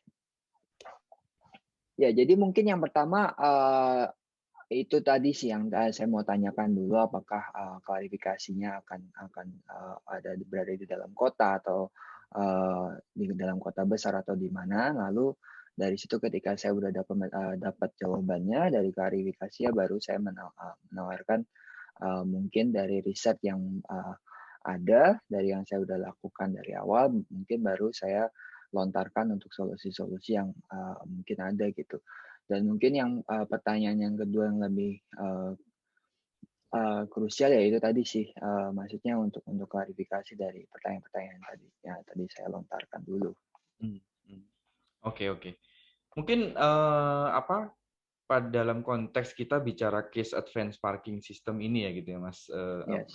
Kira-kira kalau yang Mas bayangkan gitu ya, what is yang pop up in your mind gitu, kira-kira as part of the first MVP, what solution yang kira-kira Mas ingin provide gitu ya, and why? Oke. Mungkin karena kebetulan saya punya pengalaman untuk tinggal di luar, di mana kota ini, negara yang saya tinggali adalah negara kecil, sehingga untuk sistem parkir sendiri itu biasanya relatif mahal karena mobil-mobil di sana pun dari segi tax atau apapun itu jauh lebih mahal. Jadi untuk parking mereka lebih ke arah mereka pakai satu gedung. Mereka satu gedung bertingkat. Jadi mobil ini akan masuk ke salah satu sistem garasi, lalu mobil ini akan kayak seperti naik lift. Jadi ini solusi ini ditawarkan di negara tersebut sehingga tidak memakan banyak tempat. Jadi dalam satu gedung itu mungkin bisa puluhan puluhan mobil yang bisa diparkirkan. Nah, mungkin itu yang akan menjadi solusi pertama saya dari pengalaman yang saya ada mungkin. Dan mungkin kalau misalkan di Jakarta gitu ya, kita nggak tahu ke depan bakal seperti apa in the future. Tapi menurut saya akan jauh lebih baik ketika kita punya satu sistem di mana kita memakai satu tempat yang strategis yang sehingga tidak memakan banyak tempat. Jadi yang tadi solusi pertama saya yaitu memakai sistem seperti itu, seperti lift. Dan kebetulan kalau di Jakarta sendiri kebetulan ada sih satu tempat di dekat rumah saya, ada satu yang sudah memakai cara itu. Cuman memakainya lebih bukan seperti lift. Jadi langsung seperti mobil ini langsung diparkirkan ke di dongkrak ke atas seperti itu. Gitu sih mungkin solusinya. Oke, berarti solusinya tadi lebih kepada membangun sistem lift gitu ya untuk apa itu yang pop up di Mas Felix ya untuk Yes.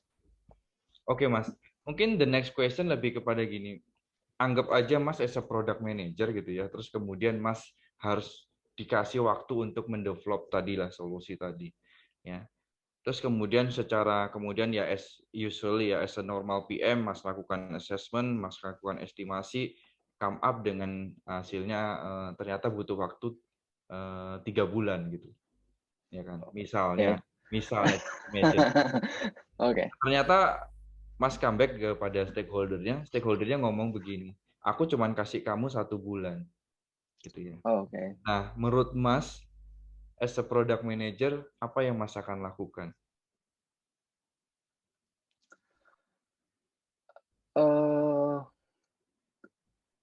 Oke. Misalkan dari solusi yang saya tadi tawarkan gitu ya. Kalau dalam 1 bulan, mungkin yang akan saya tawarkan mungkin dari segi desain sama sisi teknologinya yang saya bisa tawarkan. Gitu sih. Karena dari sisi ini kan parkir mobil gitu kan, kita juga nggak bisa terlalu nggak bisa main-main gitu. Tapi mungkin yang akan saya lakukan adalah saya mau nanya dulu kenapa proyek ini akan dilakukan dalam 1 bulan. Apa kendalanya dan apa yang misalkan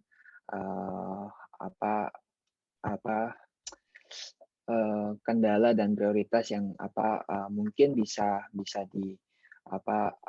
diutarakan oleh stakeholder-nya, lalu dari situ saya baru memberikan solusi lain seperti itu. Tapi mungkin yang pertama saya lakukan adalah saya menanya dulu kenapa 1 bulan gitu. Gitu sih. Jadi lebih mencari klarifikasi dari tadi yang dikatakan 1 bulan itu. Oke, thank you Mas Felix. Aku rasa mungkin ini cukup 3 pertanyaan yang memang sangat kadang-kadang memang sangat krusial dijawab ya. Tapi mungkin dari saya saya ingin lebih kepada mau fokus kepada feedback aja sih gitu ya. Jadi so far jadi mungkin ini teman-teman salah satu bentuk interview yang kita lakukan as a product manager gitu ya, di mana sebetulnya mungkin kalau dari kasus mockup yang pertama kita lebih kepada banyak menggali kulitnya dari sebagai product manager gitu. Nah, cuman kadang-kadang salah satu bentuk tes yang paling sering juga dilakukan as a product manager untuk mengukur skill dia adalah dengan memberikan sampel case gitu. Nah, sampel case ini memang itu sesuatu yang kadang-kadang dilontarkan pada saat kita sebetulnya tidak prepare gitu ya dengan solusinya yang sebetulnya apa gitu kan.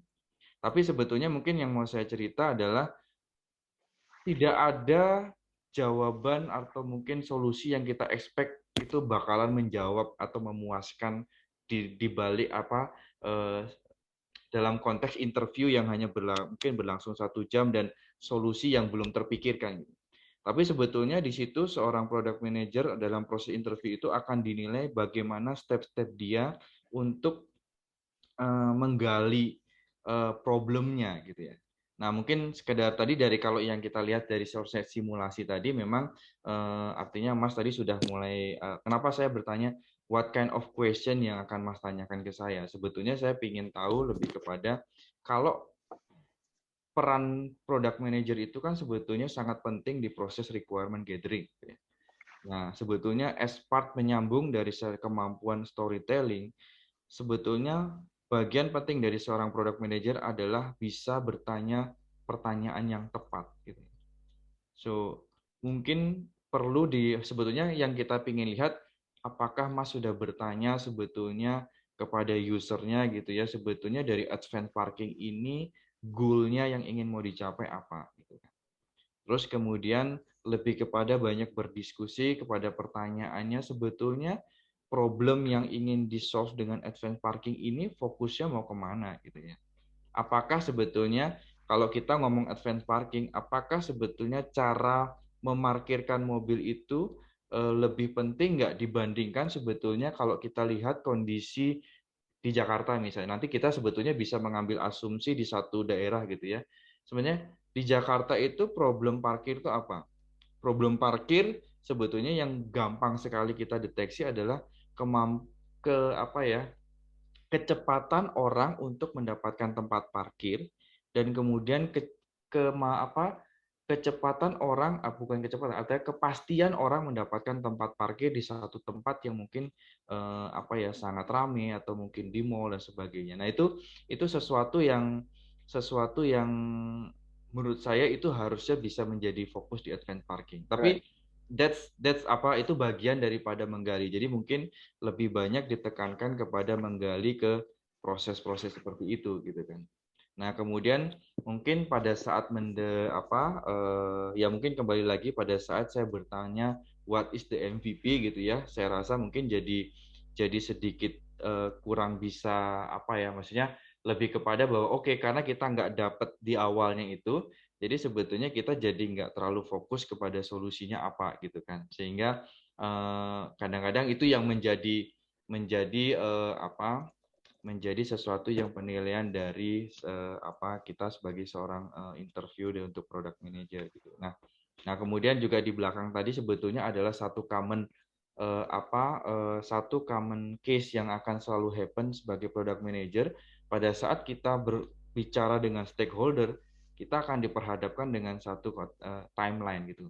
Mungkin kita saat ini bisa bilang kita berada di dunia agile yang sebetulnya requirement boleh keep changes gitu.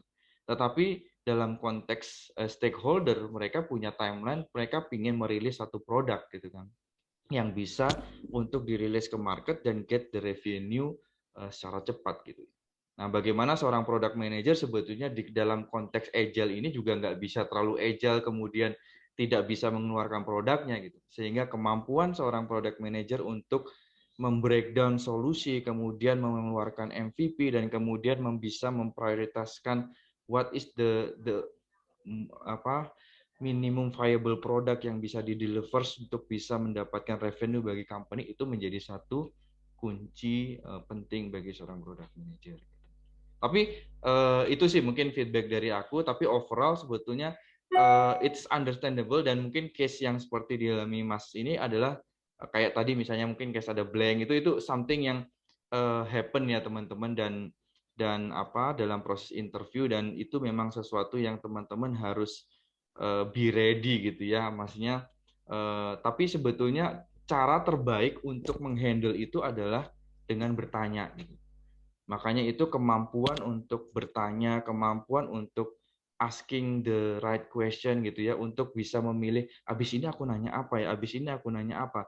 Jadi kayak why, how, when, nah itunya mungkin dikembangkan gitu ya. Jadi kita udah, walaupun mungkin pertanyaannya itu nanti rada nggak nyambung ya, tapi sebetulnya itu membantu kita untuk relaxing gitu. Mungkin saya ada merasakan tadi ada sedikit grogi juga gitu ya, jadi kayak blank gitu. Tapi so Yes. far that's the common what happened di dalam proses interview. Tapi mungkin ini lebih kepada sharing aja dan mungkin itu dari saya sih feedbacknya. Oke, dari saya sih itu Mbak Syura, thank you Mas Felix buat kesempatannya Yeah, dan thank you so much. aku rasa ini bagian yang bagus untuk kita sama-sama paham ya. Thank you Mbak Syura, dari saya itu aja, thank you. Oke, thank you Mas Bogi, Mas Felix, sama Kak Kalista tadi ya udah roleplay nih di mock interview session-nya. Semoga teman-teman dapat memetik ilmu ya dari interview tadi, sebaiknya seperti apa cara jawabnya, dan udah ada gambaran nih beberapa pertanyaannya juga. Nah, kalau gitu kita mau masuk sesi akhir kita juga nih, sesi tanya jawab. Tadi sebelumnya aku lihat udah ada beberapa yang drop ya, drop pertanyaan di chat box-nya. Kalau gitu, seperti yang aku bilang di awal tadi juga, jangan lupa stay sampai akhir, karena nanti kita ada feedback session yang mana yang dapat sertifikat, itu cuma yang isi feedbacknya. Nanti kita bakal akan launch poll-nya ya di pertanyaan kedua aja deh, biar nanti ada waktu juga untuk ngisi pollingnya kayak gitu. Kalau gitu kita langsung ke pertanyaan pertama aja. Ini ada dari Vincent Lius. Seperti ini pertanyaannya untuk Mas Bogi ya. Mungkin apakah Vincent ingin langsung open mic nanya ke Mas Boginya atau mau dibacakan nih Vincent pertanyaannya? Mungkin aku langsung aja, Kak.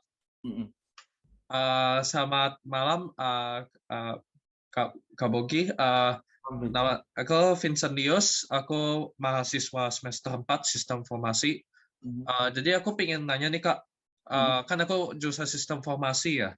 Jadi sebagai product manager, misalkan kita udah melewati proses product discovery, kita udah ngelakuin user research, terus kita udah align sama C-level dan yang lain-lainnya juga, dan kita udah memutuskan, oke, ayo kita buat produk ini gitu. Nah, kira-kira dalam sisi teknologi, itu kan Swift ini kan pasti perusahaan teknologi banget ya. Nah, jadi biasa saya bingungnya product manager dalam sisi teknologi nih. Ketika ingin bikin produk baru, apa yang harus dilakukan gitu? Apakah bikin desain sistem teknologinya dulu, habis langsung bagi-bagi tugasnya ke tim IT, atau kalau di keseharian di Swift, tiap kali ingin bikin produk baru, apa yang dilakukan untuk development produknya sebagai product manager gitu, terutama di teknologi company seperti Swift.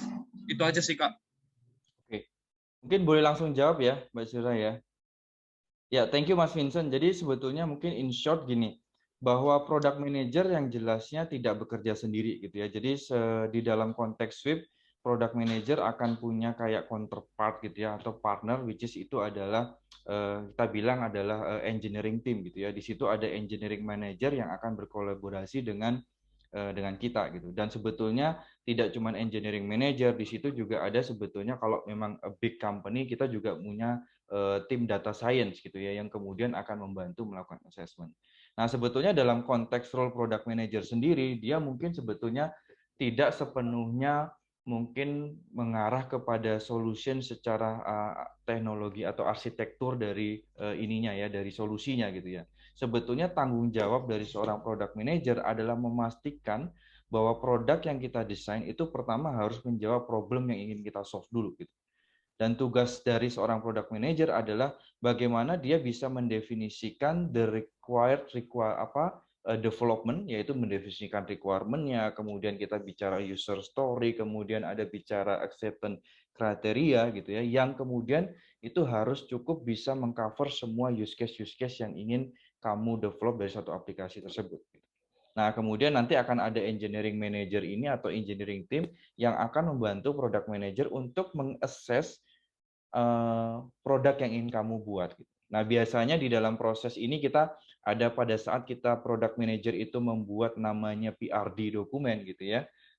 Nah, itu biasanya udah kolaborasi dengan tim engineering. Kita akan kasihkan, ini loh kita mau buat seperti ini, menurut kamu solusi teknologinya seperti apa? Karena domainnya harusnya memang tidak harus difulfill oleh seorang product manager gitu ya, tapi harusnya domainnya benar-benar ada tim technical. Tapi product manager yang memiliki technical background itu sangat baik untuk mereka juga bisa menilai. Dan solusi yang didefine oleh tim tech ini kira-kira sebetulnya menjawab nggak sebetulnya apa yang ingin saya capai gitu kan.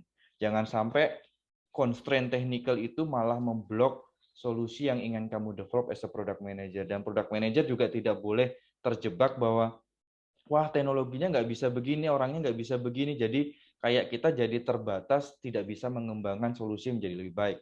Nah itu yang mungkin jawaban simpelnya gitu ya. Which is in term teknologi harusnya ada tim tech sendiri yang akan membantu kita. Jadi tidak ada Superman atau one man yang menyelesaikan semuanya gitu ya, Mas Vincent. Semoga menjawab ya, Mas Vincent. Terima kasih, Kak. Ya, thank you. Kira-kira boleh satu pertanyaan lagi nggak, Kak? Gimana Mbak Syura, monggo? Boleh. Jadi kan aku tadi habis cek LinkedIn, Swift kayaknya kan udah punya senior product manager yaitu Mas Bogi sendiri, terus juga udah ada product manager. Nah, kalau misalkan Swift meng-hire product manager baru gitu, aku penasarannya sih, kira-kira kenapa Swift membutuhkan 3 atau product manager baru gitu? Kenapa kayak nanti bagi tugasnya itu kira-kira seperti apa gitu? Ini kalau kita bicara product manager, harusnya product manager itu sudah mempunyai visi terhadap produknya gitu ya. Jadi product manager harusnya sudah berpikiran jauh, aku tuh mau develop apa gitu ya. Nah di dalam konteks mendevelopment gitu ya, produk itu selalu sesuatu yang harus ahead daripada development-nya itu. Sehingga preparation di awal, mempersiapkan semua requirement, gathering the requirement, understand the problem, provide solution yang bisa solve itu adalah butuh waktu. Nah, sehingga sebagai seorang leader dari product manager, kita bisa lihat gitu kan. Sebetulnya dengan tim yang kita punya gitu ya, kita atau mungkin dengan visi produknya gitu yang mungkin dalam konteks ini warehouse management system kita tuh punya beberapa, dalam tanda kutip punya beberapa modul gitu. Nah, tidak semua orang tidak bisa satu orang memegang semua modul. Misalnya saya ingin membangun satu fungsi penerimaan barang misalnya. Itu kan sebetulnya bisa dikembangkan ke macam-macam gitu ya. Nah, itu harusnya punya spesifik product manager yang fokus di situ. Karena kenapa perlu fokus di situ? Karena product manager itu bicara bisnis proses. Skill bisnis prosesnya itu yang sangat diperlukan. Sehingga perlu ada orang yang spesifik understand the detail of the flow gitu ya, sehingga dia bisa benar-benar artinya benar-benar fokus mendevelop solusi yang benar-benar menjawab kebutuhan di lapangan gitu. Kita nggak kepingin ada satu orang yang ngerjain semua tapi tidak pernah ngerti detail, tidak pernah ngerti bisnis prosesnya. Nah itu jadi lebih kepada ini ya, bahwa butuh orang-orang yang membantu gitu. Oke. Tapi jumlahnya 3 atau 4 tergantung dari visi produknya ini ke depan mau develop seperti apa. Oke, terima kasih Kak. Ya kebayang sih. Jadi intinya kalau udah merasa overwhelmed, berarti memang butuh associate atau product manager baru gitu. Oke, terima kasih Kak Bogi. Ya, thank you. Oke, kalau gitu tadi pertanyaan dari Vincent udah terjawab ya dari Mas Bogi. Selanjutnya tadi dari chatbox Syura juga udah lihat tadi ada pertanyaan dari siapa ya? Syura lupa nih. Dari Mas sebentar ya. Atau kita boleh ke Mas Guntur dulu deh. Kayaknya Mas Guntur udah raise hand nih. Boleh Mas Guntur langsung open mic-nya, open cam-nya juga. Boleh pertanyaannya. Halo, Pak Bogi ya. Halo Mas Guntur. Ya. Halo, iya. Perkenalkan saya Guntur. Sebetulnya CV saya yang tadi di-share yang ATS friendly itu saya. Kaget juga tadi jantumin. Ya jadi saya masih kuliah sebenarnya Pak, semester 2 di BINUS. Di sisi lain selain kuliah dia lagi ikut bootcamp-nya PM juga, product manager. So emang lagi nentuin pengen banget jadi PM sih. Jadi pertanyaan saya Pak, kira-kira ada nggak ya di Swift itu program yang ngedevelop para mahasiswanya untuk nantinya ke depannya bisa jadi PM yang baik lah. Karena kan beberapa company mungkin ada program leadership development atau ya program-program development yang si mahasiswanya nggak dibayar tapi emang di develop skills-nya mereka, nanti habis dari program itu mereka akan langsung masuk dijadiin talent di full time gitu ya. Atau lagi ada program open internship yang khusus mahasiswa gitu, atau lagi kerjasama sama mahasiswa program yang merdeka itu, mahasiswa merdeka ya kalau nggak salah ya, di Swift itu kira-kira ada nggak ya? Itu sih pertanyaan saya. Oke, mungkin nanti kayaknya saya perlu dibantu jawab dari Mbak Pratiwi atau Mbak ini ya. Ya, siap. Udah siap Tapi menjawab. dari sisi saya sendiri sebetulnya memang to be honest saat ini skill set seorang product manager itu kan kayak apa ya, sebetulnya dia itu ada segi seninya gitu ya, ada segi sesuatu yang sebetulnya itu sangat seni sekali gitu ya, mendesain solusi dan sebagainya. Nah itu nyari orang seperti itu nggak gampang gitu ya. Dan bagi saya sendiri, saya adalah orang yang selalu pingin sharing my knowledge gitu ya. Jadi saya sebetulnya pingin sharing banyak knowledge gitu. Tapi mungkin kalau apakah ada program internship seperti itu, mungkin lebih kepada Mbak Pratiwi yang bisa jawab deh. Siap. Oke. Thank you banget Mas Guntur buat pertanyaannya. Jujur memang sampai sekarang ini di Swift belum ada, tapi bukan berarti tidak akan ada gitu ya.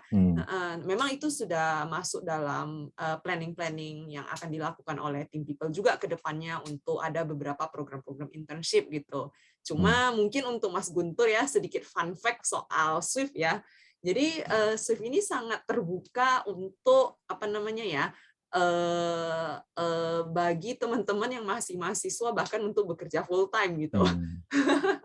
Jadi di sekarang di Swift ini ada 2 orang ya yang di engineering bahkan yang belum lulus gitu, masih kuliah semester 6 dan semester yang satu lagi kayak masih baru semester berapa gitu. Tapi pastinya kita akan make sure juga dengan komitmennya juga dari teman-teman tersebut gitu, karena gimana pun kan kita nggak mau juga ya teman-teman putus kuliah ya gitu, jangan-jangan nanti kasihkan kerja malah nggak lulus gitu kan, sayang sekali seperti itu. Jadi memang pasti itu akan kita jadi evaluasi lebih dalam lagi gitu, melihat juga komitmen dan juga bagaimana cara dia mengatur waktu seperti itu gitu. Nah, tapi tidak menutup kemungkinan benar seperti yang Mas Guntur tadi harapkan gitu, internship akan ada ke depannya. Dan sebenarnya kan karena kita part of Tokopedia Group ya, sebenarnya di Tokopedia pun sudah ada Product Manager Acceleration Program gitu. Nah, sekarang banyak sekali yang sedang kita harmonisasi untuk program-program HR-nya. Jadi mungkin Mas Guntur bahkan juga bisa berpartisipasi di sana seperti itu. Jadi memang kita juga ini ada kolaborasi dalam hal rekrutmennya dengan tim Tokopedia seperti itu. Jadi monggo di-apply, lagi opening juga kalau misalnya mau coba gitu ya. Dan kalau dan pastinya di Tokopedia memang secara secara memang program sudah berjalan beberapa kali seperti itu, sudah lebih matang seperti itu. Nah mungkin ini jadinya saya nyuri jawab pertanyaan Amar ya Mbak Syura, yang nggak apa-apa ya, karena biar sekalian saya lihat di kolom chat ada Mas Amar gitu, yang soalnya sekalian nih agak nyambung gitu, nanya juga apakah prajurit petir sama dengan nakama, apakah company policy, culture, facility, leveling, Swift sama dengan Tokopedia, lalu work arrangement-nya di Swift seperti apa gitu ya. Nah, jadi memang Swift ini bergabung dengan Tokopedia itu kalau boleh dibilang Swift ini masih company yang baru ya. Jadi kita cukup bangga dalam usia kita yang akan menjelang 2 tahun ini kita grow dengan sangat bisa dibilang eksponensial ya, sangat dan juga dengan dukungan dari Tokopedia gitu kita able to perform really well lah, kita mutualisme satu sama lainnya seperti itu. Dan tentu saja karena memang sebuah perusahaan yang baru berkolaborasi, banyak hal yang dalam proses sedang harmonisasi seperti itu. Nah, kalau ditanya apakah prajurit petir sama dengan nakama, waktu itu kan memang masing-masing punya sendiri ya nakama, terus ada prajurit petir gitu. Nah, jadi kita kadang bercandanya, oh kita itu nakatroops gitu. Jadi prajurit petir gabung nakama ya gitu ya. Tapi secara nature of work memang bisa dibilang sedikit berbeda ya. Kenapa bisa saya bilang sedikit berbeda? Karena memang sebenarnya Swift ini kan heavy di operations ya. Kalau bahkan kalau sebenarnya secara company industri ya gitu ya. Kalau Tokopedia kan itu a technology company gitu ya. Nah, kalau Swift itu sebenarnya tadi fulfillment service kan, dan juga delivery service gitu. Which is itu sebenarnya dua company atau dua company yang bergerak di industri yang sangat berbeda seperti itu. Nah, tapi kita berkolaborasi melalui pengembangan teknologi juga secara bersama-sama seperti itu. Nah, jadi memang ada sedikit perbedaan. Misalnya nih, kalau di Swift kan operate 24/7 ya gitu. Nah, kita ada sistem kerja shift gitu ya. Mungkin memang yang di pastinya nggak mungkin di Tokopedia ada seperti itu ya. Tapi mungkin di tim CS-nya ada lah gitu. Nah, juga misalnya juga kita bahkan ada tim tech support gitu yang harus standby juga nih ngikut shift-nya gitu kan. Karena kan operations jalan terus dan kita juga butuh kolaborasi dari tim support seperti itu. Nah, dan juga beberapa hal-hal yang sebenarnya kita bisa dibilang kita cukup tangible ya. Maksudnya kan kalau e-commerce kan sifatnya marketplace gitu ya. Semua mungkin di cloud gitu kan. Kalau kita ada operations yang benar-benar running on the ground gitu. Ada a bunch of people yang operate day to day in our warehouse seperti itu. Dan teman-teman product manager pastinya untuk understand the users gitu, untuk understand the problem gitu, harus tahu what's happening on the ground, ya kan? Gitu. Jadi, nah kalau ditanya working arrangement-nya seperti apa, saat ini masih hybrid gitu. Tapi kita sangat encourage teman-teman, even engineers, teman-teman produk kita itu untuk selalu datang ke kantor gitu, datang ke warehouse lebih tepatnya ya, untuk berinteraksi dengan user kita, untuk tahu sebenarnya di lapangan apa sih gitu. Karena kalau misalnya teman-teman cuma mungkin work from home lah gitu ya, kadang nggak kebayang tuh gimana sih maksudnya picking itu kok bisa misalnya kayak kok bisa salah pick sih gitu. Oh ternyata location-nya itu satu ada beberapa barang gitu, pantes salah pick gitu. Nah hal-hal seperti itu gitu yang teman-teman akan lebih mudah memahami ketika teman-teman datang ke lapangan langsung dan lihat secara langsung apa yang terjadi seperti itu. Jadi memang ada sedikit perbedaan yang menurut saya malah jadi sangat menarik ya untuk kolaborasi ini seperti itu. Semoga menjawab ya Mas Amar. Oke, thank you. Terus Mas Guntur, mohon maaf tadi aku jadi jumping. Kalau misalnya ada pertanyaan lagi ke Mas Bogi boleh loh. Oke, sekian dari saya. Thank you. Oke, thank you Mbak Pratiwi untuk jawabannya. Tadi ya sekaligus menjawab dua pertanyaan dari Mas Guntur dan juga Mas siapa satu lagi lupa Syura. Kalau gitu, nah kita masih ada beberapa pertanyaan nih, kayak gitu. Masih ada pertanyaan yang lainnya, tapi sebelumnya Syura mau launch poll dulu. Mungkin Via boleh bantu launch poll-nya ya Vio ya. Jadi teman-teman bisa isi sebentar nih beberapa pertanyaan, gak banyak. Jadi nanti ini juga buat data kita nih buat kirim sertifikatnya kayak gitu, terus juga buat input buat apiary-nya, buat speaker-nya juga biar kayak mungkin ke depan kita bisa memberikan pelayanan yang lebih baik. Nah, ini bisa diisi ya sembari kita tanya jawab juga kayak gitu. Tadi udah terjawab pertanyaan dari Mas Amar dan Mas Guntur. Kalau gitu kita ke pertanyaan selanjutnya, itu ada dari Mas Suhada. Apakah Mas Suhada mau ingin langsung bertanya atau dibacakan Mas Suhada? Boleh banget nih kalau Mas Suhada mau ngobrol langsung nih sama Mas Boginya. Oke deh, kalau gitu kayaknya Syura bacakan aja ya. Jadi dari Mas Suhada ini ada pertanyaan untuk Mas Bogi, apa dalam WMS data pengiriman yang akan dikirim dari seller di Tokped tidak terrecord di WMS sehingga masih perlu pendataan lagi sewaktu masuk di inbound warehouse Swift? Itu pertanyaannya. Mas Bogi, boleh langsung dijawab aja Mas Bogi. Ya, ini sepertinya pertanyaannya untuk seseorang yang sudah mengetahui flow proses gitu ya. Jadi kayaknya oke, tapi berbicara tentang Swift sendiri, warehouse management system kita basically sangat terintegrasi dengan khususnya Tokopedia gitu ya. Jadi sebetulnya request dari seller atau untuk mendatangkan barangnya ke warehouse kita itu terintegrasi dengan kita dan itu akan menjadi semacam inbound schedule begitu di WMS kita, yang sehingga nantinya itu akan di follow up oleh tim operasi kita untuk ini. Seharusnya sehingga tidak ada masih proses manual ya, jadi sebetulnya masih bisa terintegrasi. Tetapi Swift sendiri juga memahami bahwa terkadang ada seller-seller yang memang ingin melakukan interaksi dengan Swift sendiri gitu ya, sehingga sebetulnya Swift juga menghandle untuk case-case di mana seller-seller yang tidak terintegrasi lewat Tokopedia itu juga bisa mengirimkan langsung gitu. Tapi secara sistem kita juga punya mekanisme untuk misalnya upload gitu ya schedule atau request-nya itu ke dalam sistem kita yang sehingga itu tercatat di sistem untuk bisa di follow up.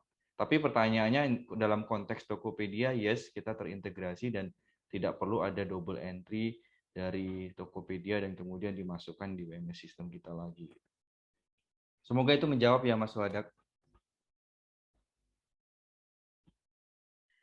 Oke, apakah dari Mas Suhada udah oke ya dari Mas Suhadanya juga kayak gitu. Kalau gitu teman-teman jangan lupa ya diisi pollingnya nih yang udah di-share. Tadi Syura cek baru 5 orang yang isi kayak gitu. Boleh langsung diisi aja. Sembari kita mengisi, apakah ada lagi yang ingin bertanya nih ke Mas Logi, ke Mbak Pratiwi, ke Mbak Vina? Boleh raise hand atau open mic juga sekarang teman-teman. Tapi kalau udah nggak ada lagi juga nggak apa-apa sih kayak gitu. Karena kita udah cukup malam juga ya, udah cukup larut nih hari ini, udah mau jam 10 kayak gitu. Mungkin boleh kali ya closing statement satu-satu mungkin dari Mbak Pratiwi, terus ke Mbak Vina, terus ke Mas Bogi juga gitu nih sebelum kita beneran foto bersama dan closing kayak gitu. Boleh dari Mbak Pratiwi dulu, Mbak Pratiwi buat kita semua. Oke, sip. Thank you banget Mbak Surah atas waktunya dan appreciate juga buat teman-teman Apiari Academy yang sudah menyelenggarakan acara ini. Kita happy banget bisa diundang dan sharing soal Swift dan sharing juga soal product manager dan juga tadi sedikit cuplikan ya apa yang sedang kita kembangkan di Swift juga gitu. Dan saya juga ingin mengapresiasi teman-teman, saya amazed banget ini pesertanya benar-benar stay ya gitu. Kadang saya sering ikut event tuh yang kayak tengah-tengah udah hilang setengah gitu ya. Pesertanya ini benar-benar teman-teman stay. Saya lihat tadi angkanya nggak bergerak gitu di kisaran 40-an gitu-gitu. Ini mungkin karena udah terlalu malam, baru jadi 38 gitu. Jadi saya sangat amazed dengan antusias teman-teman dalam mengikuti acara ini. Sehingga saya berharap juga teman-teman sukses dalam karirnya sebagai product manager dan juga kita dengan sangat open berharap juga teman-teman mungkin suatu saat nanti bisa join ke Swift gitu. Kita tunggu CV-CV-nya ya. Thank you. Mungkin ke Vina. Oke, mungkin dari aku juga mengucapkan terima kasih buat teman-teman yang udah stay di sini sampai udah larut juga nih. Yang sebelumnya terima kasih banyak untuk antusiasnya. Terima kasih juga untuk tim Apiari yang udah undang Swift dalam kegiatan hari ini. Mungkin dari aku ditunggu CV-nya dari teman-teman. Tadi kan kita udah feedback juga beberapa ya. Mungkin bisa lebih diperbagus lagi. Bisa coba apply ke Swift, nanti siapa tahu kita bisa ketemu nih di interview untuk di Swift. Terima kasih. Oke, mungkin dari saya terima kasih teman-teman yang udah hadir dan terima kasih juga khususnya kepada Mbak Kalista dan Mas Felix yang sudah willing untuk melakukan mock up interview dengan saya gitu ya. Jadi terima kasih buat semuanya yang sudah hadir dan bagi saya mungkin closing statement-nya lebih kepada teman-teman semakin berkembangnya dunia teknologi dan semakin berkembangnya startup baru yang mencoba membuat digitalisasi ini, peran product manager itu sangat besar dan sebetulnya skill set product manager itu sangat jarang, sehingga dalam konteks ke depan product manager itu sangat adalah sesuatu yang paling dicari oleh tech company ya seperti Swift dan mungkin Tokopedia dan lainnya. Jadi teman-teman semangat untuk mengejar career path di bidang product manager dan jangan lelah untuk belajar new thing gitu ya, dan khususnya yang paling saya sounding kepada teman-teman product manager adalah teman-teman harus belajar untuk mendengar gitu ya, untuk belajar understand the pain point of the user gitu. Nah, dari situlah baru sebetulnya kita bisa menggali kemampuan kita as a product manager gitu. Dari saya mungkin apa yang saya bisa share malam hari ini melalui mock interview atau melalui sharing ini semoga bermanfaat bagi teman-teman dan semangat untuk apply as a product manager gitu ya. Oke, thank you.